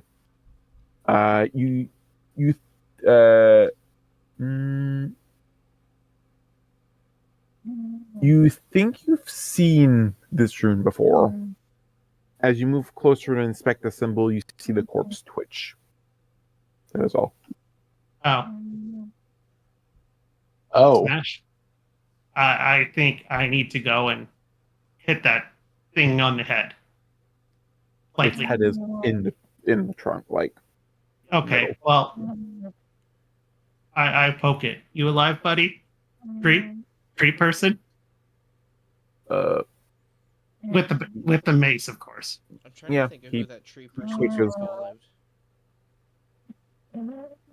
This person isn't a tree. This person is a corpse, something else.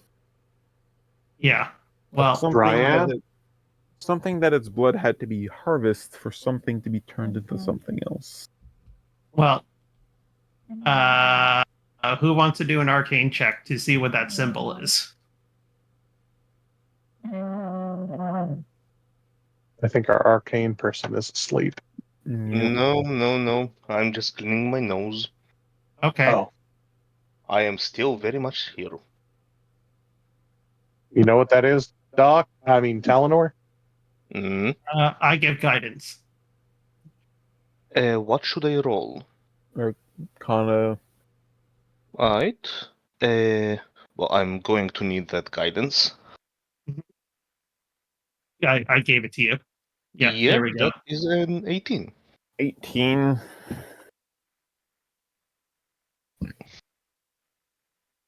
How old is Talenor?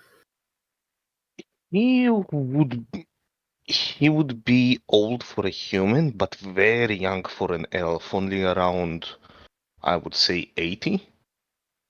So you're playing a child. No, elves age normally like humans until they hit puberty Yes. around 16, and then they start aging like elves. Yes, but not physically. Your character is a child, but socially, for an elf, your character is a child. Is what you're saying. Yeah, but he grew around humans, so he's, mentality-wise, he's, Mhm. you know. Okay. Uh, yeah, you're not entirely sure what this rune could be. Um, it seems to hold some sort of power. If it matters, I speak Celestial and Infernal. Does not matter. I throw oil and set the tree on fire. The tree does not burn. The old does. Why is your first response to everything set it on fire? Oh, That's normally I'm my sorry, first Mister. response. I'm sorry. Let's burn down the storage place so that everyone panics. My idea was solid, and it was targeted, not just, oh, let's start a fire randomly. Yeah, that's my It's an shtick. evil tree. Kill it with fire. Well, I guess Miracle's rubbing off on me. I'm sorry. Don't worry, it happens. And you wouldn't happen to have a pen, would you? Oh, Yes. sorry. Yeah, I'm going to jot this down. Maybe we can look into it later. Again, I just opened to the back of the Oh. cover of the new book. Right. The symbol. Yes. This is the symbol. Ah, okay. Cool. Hmm. One symbol. I draw 3 squiggles with the Oh, dot in it. Is that more? Is that just 3 squiggles, or is that more than 3 squiggles? Well, Let's say I use my calligrapher's tools to draw it as it looks. okay, All right, that makes way more sense. let's keep going. Again, weapons at the ready. Yep. Of course. You can get to here before the next set Okay. piece happens. Well, good. I'll be right here then. 1, 2, 3. Yeah, Yeah, there's 4. Talenor would probably be in the back, walking slower. Yep. Yeah. And apparently, Vaelen took a nap under the tree. Nope. Sorry, my mic was on. I'm gonna move up sort of ahead of Miracle, but in between. In between you guys. Okay. Mm-hmm. Kid. You close in on the hut, and the entrance comes into view. You gaze around and realize you have entered a new section of the garden, where lifelike statues overgrown with vines and moss and gray moss stand. One of them, closest to the hut, looks awfully familiar. You've seen this woman before. But before you get a chance to inspect the statue, 2 creatures move from behind the bramble bushes. So you get the closest one would be this one right here. So you can get like here. That's the closest you can get. Okay. So, are you telling me to move up, or do I? Yeah, that's the closest you can get. Okay, so they don't see me. No. So could I go over here and still see it? Yeah. What do the creatures look like? Give me a second. I'm moving them to the spot they were supposed to be, because I left them at the spot they were killed. Solomon of Ruin. What is that? Oh, that's a character for a different campaign that I play in. I just left it as a reference sheet for people making character sheets in Roll20 itself, because everyone's an idiot. Sorry, I'm an idiot. I'm an idiot. You're an idiot. I'm not. Mm-hmm. Was that the Grinch Who Stole Christmas? Yep. That was totally Yeah, the good Grinch Who Stole reference. Christmas. That was solid. So they're both within 60 feet of me, right? Correct. And do they look obviously evil and killy? Roll a nature check. Nature check. You know what? Sure. Why not? That's a 7. Oh, They don't look friendly. They don't look friendly. They're just big lizards. Okay. Well, Lizards. lizard's good eating. I want to move up a little bit closer. I'm actually before Go on. that, before you guys do things, I'm gonna make sure we can all talk to each other again. Oh, that's fine. I was just rolling the initiative Oh, because I'm I noticed the going. turn order thing popped up. Yeah. What? Well, before you guys roll initiative, I don't know if you guys would get it, but I probably get a surprise round. I No, am. you still have to roll initiative. You're still put in Oh, do I? surprise. The surprise condition means that a creature cannot act. Okay. All right. Well, let me. I'm gonna roll this d8 here. I am going to. Before we do anything, I'll just activate my gun. Yep. And they know that they're there because I said something in their brains. We can talk for the next six hours. Oh, good. I think my girlfriend's getting off of work, so the dogs are going crazy. Mhm. So Okay, what did? No. you said roll initiative. Yep.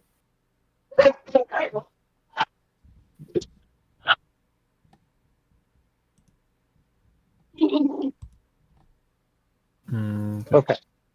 Wow, I can't roll initiative to save my life. You should look at the turn order. Wow, how did you get a 0.1? Just so it automatically goes before the Oh, okay. enemy. Stunning. So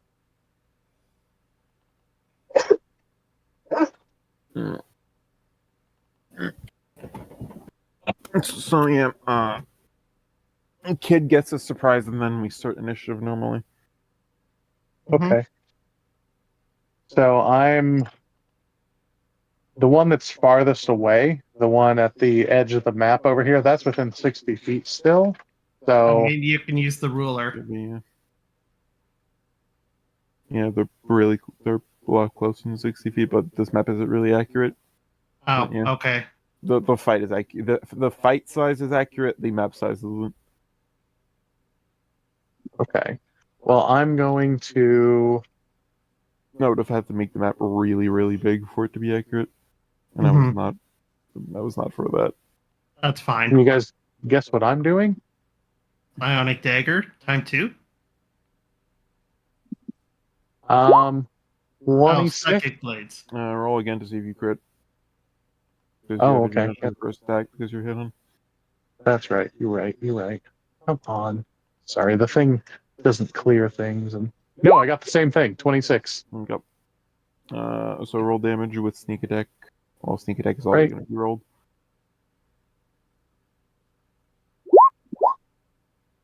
Okay. Well, that sucked, kind of. Um, Well, you got pretty good on the sneak attack at least. right. And then bonus action. Yep.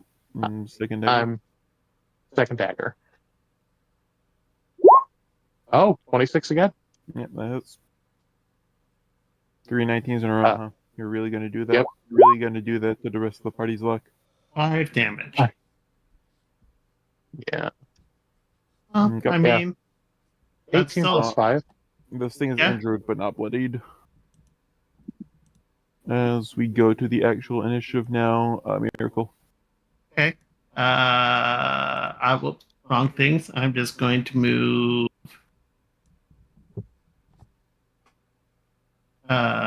I guess I'll just move 25 here.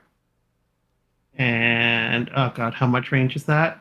It's probably 60. So I'm going to do Sacred Flame to the one that's bloody. Okay. Roll me a Constitution saving throw. It's Roll me a Constitution saving throw. oh right. Constitution saving throw. Come on, roll it. Wow, that sucked. 7. Okay, you're restrained. Oh continue. no.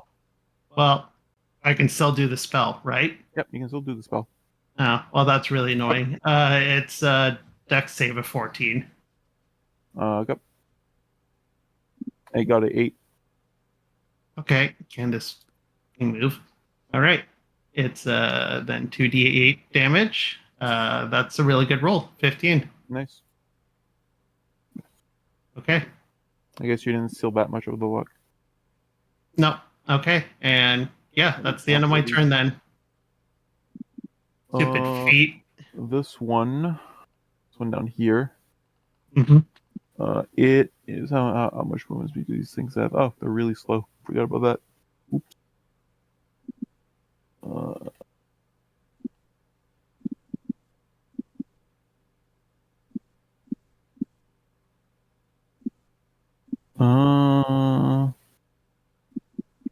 Well, it can move here, so it will. And I'm gonna it's gonna make a bite attack on Vaelen. Oh, you think so? Yep. No, did you restore your AC? Because your armor got fixed. Is your AC currently 18? Yep. Okay, then There, that's good. fixed. Bite. I got a 13 to hit, so it misses. That is going to be its turn. Kid. Oh. Sure. I guess since that one's being harried, I will throw a dagger at it. Yeah, roll Constitution saving throw. Oh, that's grand. Okay. Saving throw, you said? Yep. 14? 14 is enough. Nothing happens to you. Okay. So this is why we should have killed the bramble things. Wait, why should you have killed the bramble things? I don't know, because we're getting caught. 12? 12, I believe, might actually hit. No, it does not. These things are tanky. So Okay. you have your bonus action knife as well? Then second dagger. Yep. So I don't have to hit with it, I just have to do it. How about a 19? 19 does it. Roll damage. With my sneak attack. Yep. So it's gonna be 12 points of damage. Okay. It is close to death. Next up, this one is going to dash. Somebody's yelling in the background. So it dash. It doesn't have anything. Yeah, it doesn't have anything else it can do. This is just gonna be there. Next up is Vaelen. Nice. Ooh.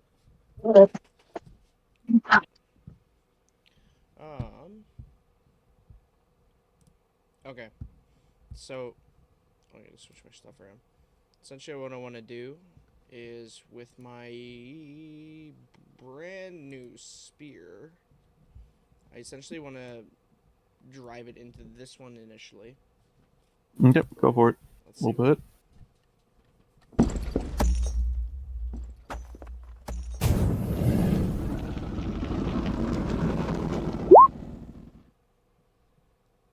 Yep, that's gonna hit. Roll damage. Nice.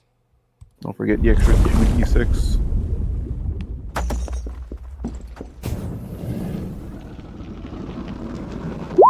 Oh yeah, and the temp hit points do not have an expiration date. So you keep them until your next long rest. Or next rest in general, I think. And then I have an extra D8, right? You have 2d6 2d6. extra. So you did 11 points of damage. Well, that's actually just going to kill it. So you're not even going to get any temp, sadly. So yeah, it is dead. Let me reset its location. Hit points. You have your second attack, so it is still once per turn, so you didn't have to use on the first one, so you can use on the second one. Perfect. I mean, I was going to say technically, since it's a spear, isn't it 10 range? Nope. Oh, okay. It's all good. I just move a little bit closer to. Let me. Come on. To this one here. Yeah, funny I know how- what you mean. Yeah. It's funny how a spear of all things doesn't have reach. I have an expanded weapon list, and I have a long spear in that. Oh no. Mm. There's also a feat that was in Honor Arcana that Oh, that hurts. that was called Spearmaster or something like that, and it let you it gave spears reach Man, and increased their dice size by 1. I wish it also would have let you use a spear with a shield. What do you mean use a spear with a shield? A spear and a shield is a classic. Yeah. Well, what do you mean? Like, what would the feat have done? The spearmaster. Yeah, but Because what? currently you can't use a spear and a shield simultaneously. Oh, well, you can. A spear is a one-handed weapon. What? A spear is a one-handed weapon. It has versatile. It's the piercing version of a quarterstaff. Yeah. Hmm. Talenor, it's your turn. Yeah. I am going to. What is the range? Yep, perfectly within reach. Or is the distance like doubled? Oh no, it's normal. Okay. So I am going to use my new wand to shoot a firebolt at it, Yep. and then use Make my Make a Constitution saving throw. yeah. Oh my fucking god! Seriously.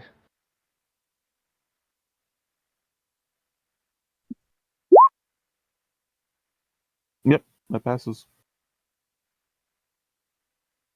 Did you get a 19? Yeah, that was a 19 on a dice. Not bad. Mhm. So That. okay, that deals a total of Good. 13 fire damage. You still have to hit for the Oh firebolt. yeah, my bad. Let's see. I assume that Yeah. hits. Yep, you do So hit. yeah, 13. 13 fire damage. Okay. Is it still standing? Yeah. Then bonus action, I shoot it with my gun. Go for it. Fick. Sadly, that's gonna miss. Yeah, whatever. That's your action. Bonus action. Would you like to move? I'm going to move a bit closer, but still stay within, within distance. Okay. Miracle. I'm gonna do smashy smashy and just hit it with my mace. Okay, roll a Constitution saving throw. Don't fail Uh, this. Like, actually, do not fail this. For the love of Okay. God, do not fail this. 11. I failed this, didn't I? You failed this. Okay, what happened? You are petrified. Oh no.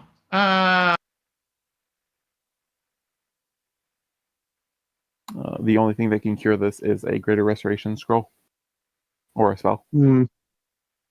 Throw Or me in something the greater. bag.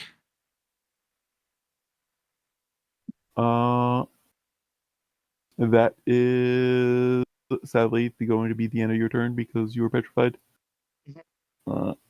Kid. Well,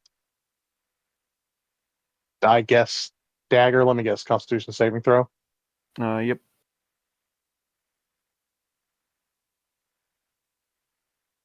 Oh, don't fail! Don't fail. You 12. a miracle failed by exactly one. That's the funniest Oh part. no. Well, okay. Then I'm throwing the thingy at the thingy. Yep. That is going 17. to hit. Roll damage. All right. Rolling damage. Oh, that was the wrong one. I'm sorry. Let's see. Was I it did- the D4 one? I- Yeah. I did the bonus action. Yeah, I'll re-roll. Well, the sneak attack is going to be the same no matter what, so it just helps make your regular attack as well for make a regular another to hit to see if you hit with both. Oh, okay. Okay. All right.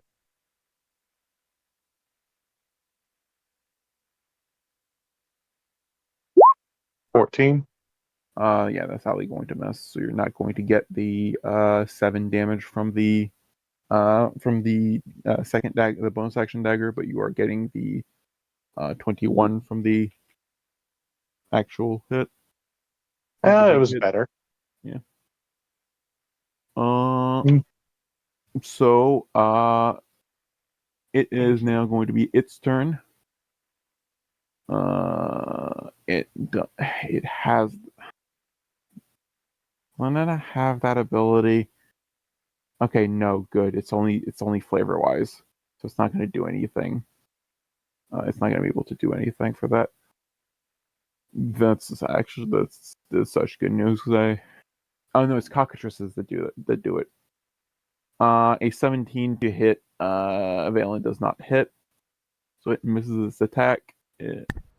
Oh wait, Vaelen, you succeeded right on your con save. I Mhm. never actually made one. Shoot, my bad. One I second. thought you did, No. didn't you? No, he didn't. You didn't ask him to. Oh, yeah. You should have made a con save for the first one. Sorry. Do you want me to do it now? Yeah. Okay.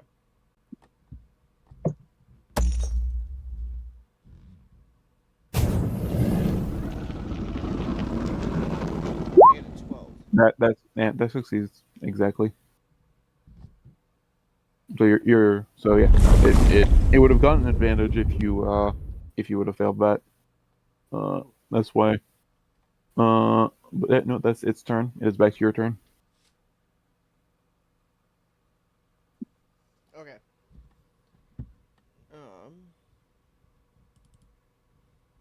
Yeah, I think the same deal as last time. I'm just gonna like ram my spear into his face, Yep. and hopefully I roll better this time. Make a con save, right? Yep. Make the con save.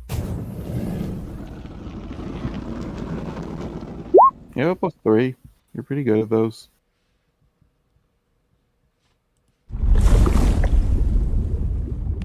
Con save.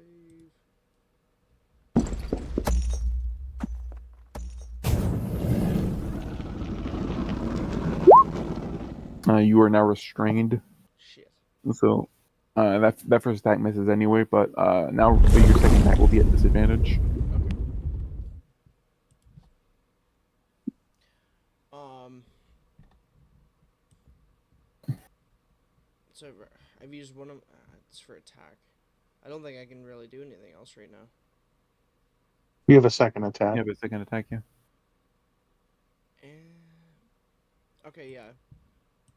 And I make that a disadvantage, right? Yep. Okay. At disadvantage. There we go. Roll.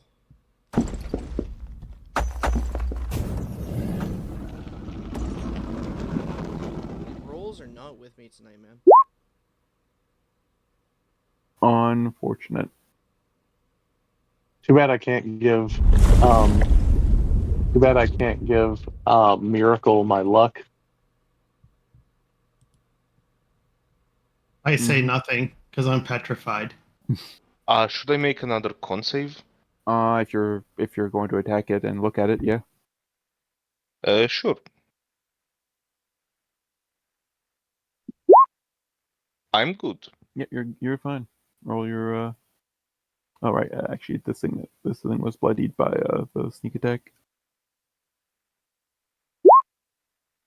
That hits. Roll damage. 13 damage again. Nice. Bonus action gun. Bonus action gun. If you hit, I think you'll kill. Yeah, that hits. Roll damage.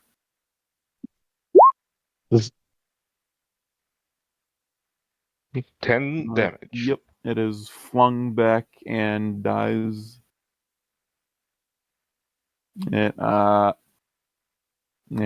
flies off the cliff, and you hear at the bottom, Victor, "Ow!" Sorry, Victor.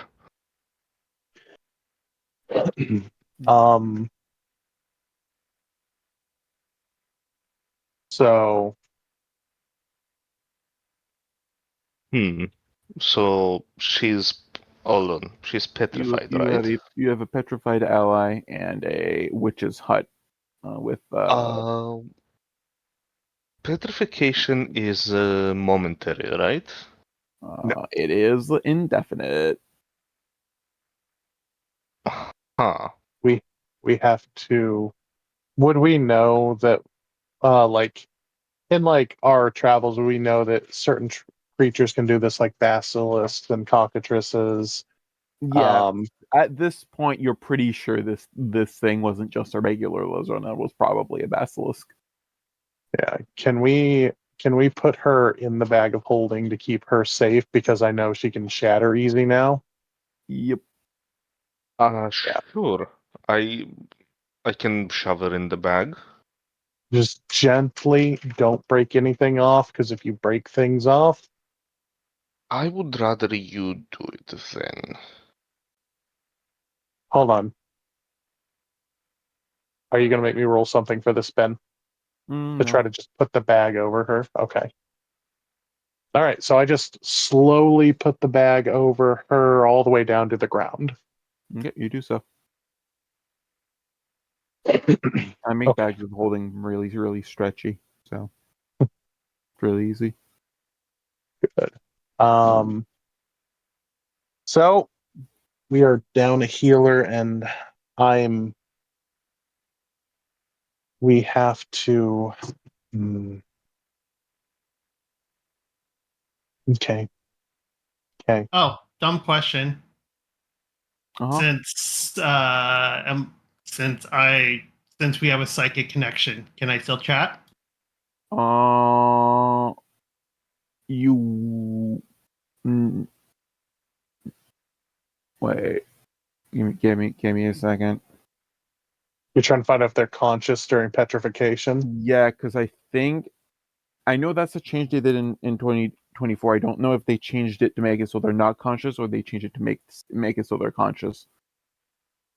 And as a side question, can it be cured with what's the name of that second level spell? What's the restoration? Yeah. No, it has to be greater. Damn. Creature has resistance to all damage. Everything gets turned to stone. The creature is incapacitated, can't move or speak, and is unaware of its surroundings. Yeah, so you're unaware Okay. of the passage of time. Okay. Well, Yeah, I guess I'll. they removed that part from the 2024 version, so now a person is fully aware. Well, Entire they just made it more terrifying then. Yep. Yeah. Allowing dungeon masters to decide. Yeah, petrified condition. It says that they made an addendum that allows dungeon masters to decide whether a character is conscious or not when turned into stone. Mm-hmm. Either way. Oh well. Sorry. Bad dice rolls. Very unlucky. Mhm. But in the bag, you're in an extra planar Yeah. place anyway, so we wouldn't be able to talk to you in the bag. So Oh, now you right. are conscious, looking at nothingness. Mm-hmm. Yeah. But yeah, this right here looks to be a teleportation circle, right next to the door. Oh. So the statue that I saw and recognized, Yep. who does it look like? Lady Cynthia. Hmm. Glad you didn't take that bet. Uh, hmm. Something to So reconsider, but we'll see. Oh, I didn't actually read that line. Fuck. That's actually fucked up. what? What? Don't worry about it. Yeah, What? that has nothing to do with Miracle. It has something to do with Cynthia. It's really fucked up. Yeah. And it actually makes a lot of sense with the narrative. What's happened to her? Don't worry about it. You'll find out later. So yeah, on the ground next to the steps leading up to the hut, a magical circle has been drawn in red on the ground. It glows in the same way as the symbol on the large tree you came upon earlier. Hmm. I walk up to the entrance and check if the door is locked or trapped. Roll investigation.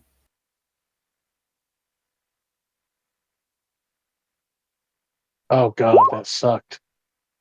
From what you can tell, it is not trapped, nor is it locked. Hey, this is a witch's hut. Talenor, come check for magical stuff. Sure. I'll roll with guidance. Yep. Investigation, I guess. If you're looking specifically for magic, you make an Arcana. Yep. 25 total. The door itself, there's nothing magical on, like locking it or trapping it or anything like that. The circle, though, is a full-on teleportation circle. You need a code word to activate it, and it can be destroyed. But you should destroy it from a distance, as it will explode if you destroy it from. Yeah. Let's stay away from that until we figure out either the code word or we'll figure out what we need here. Ooh, Okay. fine. I think this is the first time someone actually ignored that. And I actually get to. I'm gonna have to do some stuff. Oh, the Ignored what? tree? No, not the tree. Specifically, the magic circle. Listen, we should leave it alone until we, got what we came for. After that, whatever. Well, I'm hoping there's some sort of cure in this hut for what happened to Miracle. I will remove all of you from initiative, and I will remove you from this map, as you won't really need to be outside here, like walking around more. Okay. And I will move you to. No, that's moving the entire map. I will move you here temporarily, as I think all my notes are on the GM layer. Yes, all my notes are on the GM layer. This is the ground floor. Right here. This is the entrance. This right Well, here. yeah. Sorry, I was just grabbing my thingy.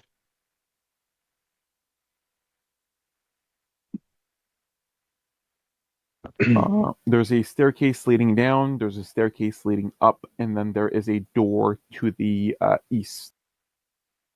Alright. Check this room, check the basement, then we go up. Okay. Check this room first, or check the basement first? Let's check the room first. Okay. Let me pull up the kitchen. The smell is the first thing that hits you when you enter the kitchen, but by now you're all too familiar with the rotten stench of death. Flies swarm in the hot putrid air. In the pantry to the side, you discern jars with which are filled with all sorts of disgusting ingredients: eyeballs, tongues, fingers, and hearts. Apparently, Agatha considers these ingredients for cooking. A large cauldron seems to be the source of the smell in the room. It hangs above the unlit fireplace. On a table at the far end of the kitchen, you find bloody, pointed ears on a chopping block. From the size of them, you gather they once belonged to an infant. Do you remember what I said about witches and pies? Yeah. Well, there's the reason. Ugh. Anger. Just lots of anger. I'm shaking in rage. I am going to search this room just to be safe, but Look for any potions or scrolls or anything that might help Miracle while you're at it. Yeah, roll investigation. mm-hmm. I am keeping guidance on me at all times. I'm also helping. Yep. So you can so I'll advantage, roll. Yeah. advantage with guidance. What's Vaelen doing? Out of curiosity. Oh yeah. Vaelen. And a Essentially, just looking around for anything that seems off-putting. 26. 26. Kitchen does not have anything other than the ingredients. The ingredients in quotation marks mentioned earlier in the pot, as well as a table. Mhm. There's a staircase leading up from here. Yeah, a basement first, up later. Yep. Okay. Let's Basement close first. this door and never fucking return to this place. All right, we're going downstairs, which I guess Mhm. I put us here. Yeah. When you enter the basement, you see the body of a halfling hanging from a rack, whose limbs have been stretched immensely. His death must have been agony. Suddenly, a voice calls from behind you. Friends! Am I glad to see a friendly face? How are you? How are you here? Albert Brown, the blacksmith you met in Ashbrook, is looking at you from behind the iron bars of a cell. So that's where you are.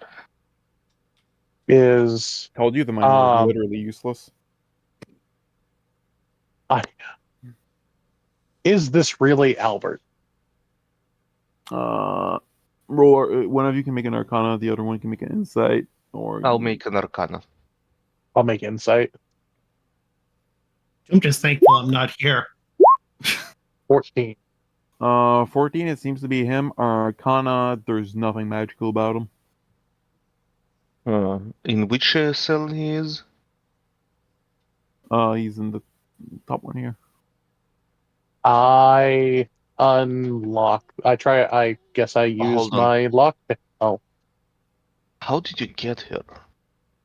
Oh, yeah. Let me pull up his story real quick. He says he went to the Fair Mines. He found the buildings vacant. Decided to try the mines below to look for the miners. He became lost in the mist. After several days of wandering aimlessly, the mist parted, and he found himself in a strange sculpture garden where he came upon a man and woman. When he asked for help, they instantly tackled him and threw him in this cage. He has been here for days, watching them slowly torture Jake Brill, the poor halfling man uh, that oversaw the Farron mines. Uh, One of the torturers was a woman wearing the robes of a priestess of ill matter. Albert believes he has seen her before at the church of in Fenhill, but he is unsure. Another prisoner was here with them, but he was taken upstairs several hours ago. Albert off, yeah. right. He says he can accompany you during your search of the hut, but he can, like, out of character, he can be convinced to go join Victor outside. Listen. He's severely starved and not in fighting condition. Listen. You're in a bad shape. We got somebody waiting just down the hill. Go there and wait for us. Very well. Good luck. Mm-hmm. are there keys in here to unlock it, or should I unlock it? There's keys hanging on the wall. Okay. Any um anything else useful that we should be searching for? How big into torturing are you? Depends on the person. No, no. I'm just not really. There's a bunch of torture tools, and that's about it. Okay. Talenor is going to take a scalpel. Okay. All right. Upstairs then. What way do you want to go upstairs? I know we said we wouldn't, but well, we don't know. I gotta pretend like we don't know what the map looks like. Yeah, but at the same time, you get a strange you get a Ren comes out and just says, use the kitchen to go up. Okay. Alright. So, all right. So we here. Yep, you are up here at H9. Which Anything cool in is here? this space is crammed full. Almost every surface is heaving with jars, bottles, and boxes. There are jars containing living insects, dried herbs, crystals, and other things. On a Mhm. relatively clear table lies a vial with a bright green bubbling liquid. Next to it lies two scrolls. Huh. Okay. Can you tell? What are those? This is the magic stuff, but do you want to look around and see if you can find something to help Miracle? Well, I do have Identify if it helps. You can also try to read the scrolls. That I will do. With your limited knowledge of uh like higher level magic, this is at the like utmost of your knowledge, this is a greater restoration scroll. Huh. These are both greater Also, restoration scrolls. keep in mind, artificers have an extreme amount of knowledge of higher level magic. They just can't cast it. Yes, I'm aware of that, but I'm just saying that is the pinnacle of what you know that you will be able to achieve, Alright. unless you do some multi-classing. Yeah, fair enough. Sure. I think that this is the scroll to use. I Okay. believe So this is a great restoration scroll. I just can't make it out exactly. can you use it? Yeah, I can use it. Okay. So let's carefully get her out of the bag and use it. Mm-hmm. Alright, just put her over there. And as we're using the bag, I'm imagining slowly coming out as I lift the bag, feet down, standing like she was outside. Yep. Which way am I facing? The wall. Okay. Yeah, because I was mid swing. Yeah, we might want to position her so the swing goes like this.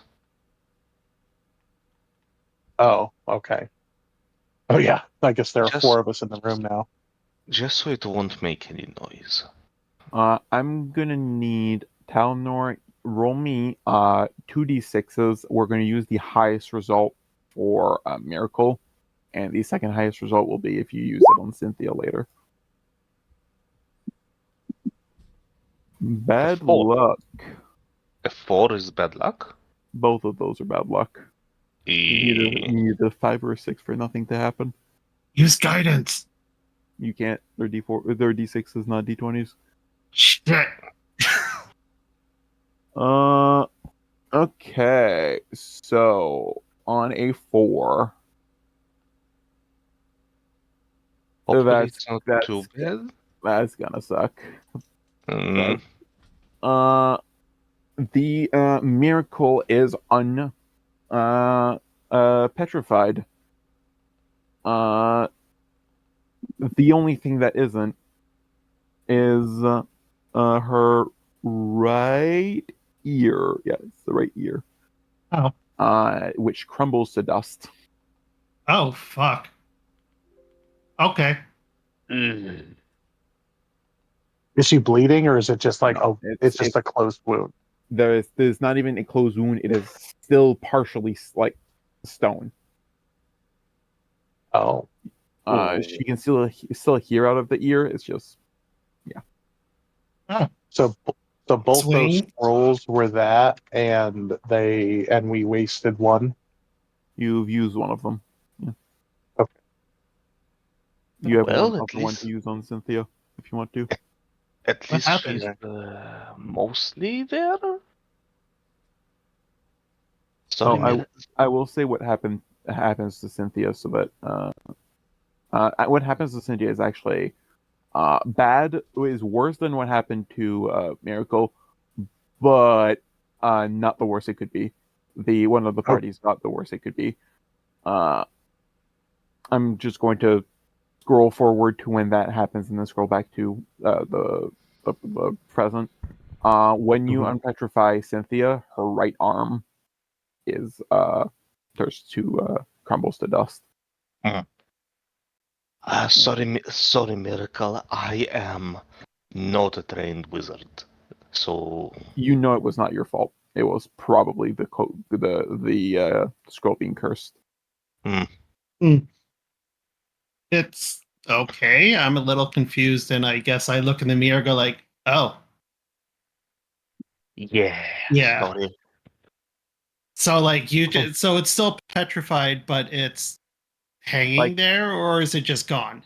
So the your pointy ear is gone. Mm-hmm. There's like a bit of a stub of an ear that is still made out of stone, So it's like a human ear now. basically. Could be worse. Will. And as for this potion, It's a fun one. should I roll for something? Do you have you have alchemist, right? Yep, I have alchemist and a +10 in Arcana. Yeah, you can just use alchemist to just know what it is. Mm-hmm. Give me a second to find what the name of this thing is.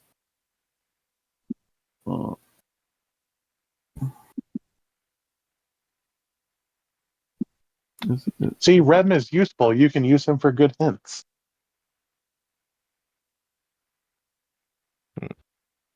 Where is it? Called a gelatinous shot. It's not.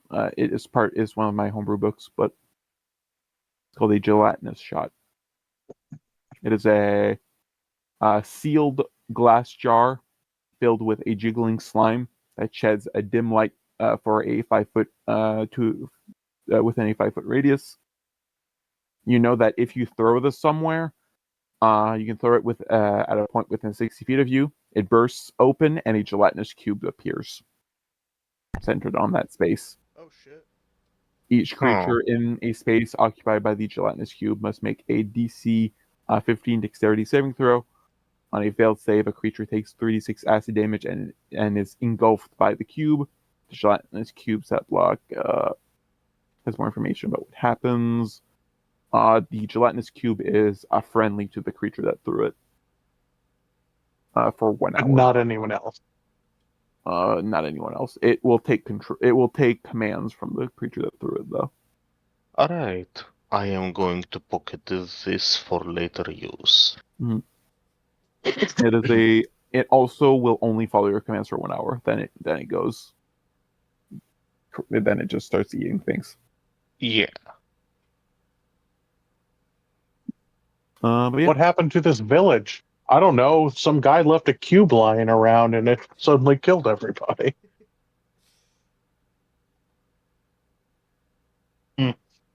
So where are we exactly? I'm just. Oh yeah. No, I mean You'll I'm have to roleplay, in yeah. character. I'm confused. We are Miracle. We are in the witch's tower. Oh, and it's a lot smaller inside than I was expecting. Miracle. Inside voice. Inside voice. Oh, right. Sorry. Guess I'm kind of hard of hearing right now. That was really easy to make. Yep. Okay. They said that there's people upstairs, so since we're upstairs, I'm going to sneak into the hallway to check the other room. Like, Kid is way more himself right now because he was very worried about Miracle. Mm-hmm. And he knows a guy who can fix the ear. So Do you? okay. Yeah, a priest. Not About here. that. Yeah, about that. Oh, Yeah. You need very powerful magic to fix this one. hmm. But I'm gonna sneak to check in the other room. God, my rolls are okay. Yep. That's not as bad as I thought it was. You can sneak over and open the door and see who's inside. Mm-hmm. There are two So I do so. people inside. Like, The edgy kid from the orphanage, and one Lewis Thibble.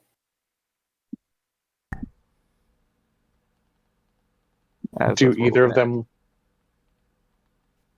Sorry, I will quickly describe the room and then I will end the session there.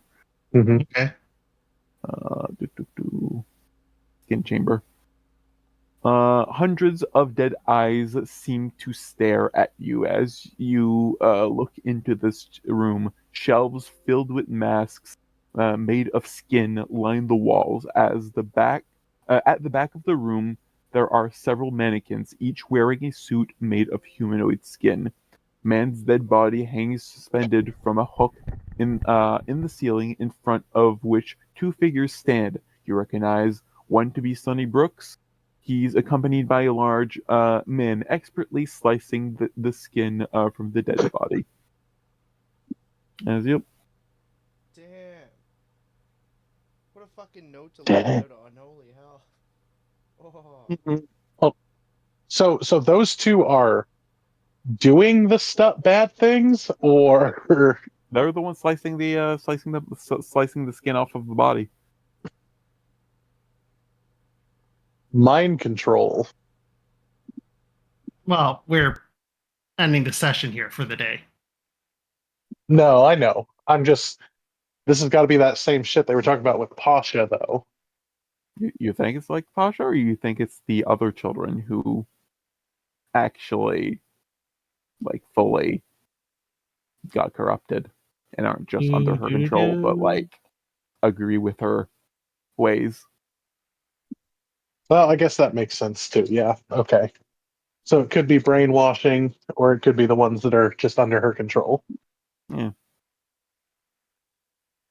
Well, shit. Yep. I will drag your asses back into the spoiler map of spoilers. Mhm. Even though I just sent I didn't send everyone that was on the server there. I'm not on the server on the in the game there. I just sent specifically you guys, but I just like leaving everyone in the map of spoilers between sessions. It's funnier that way. Yeah, I agree. that's fine. But yeah, hope y'all enjoyed.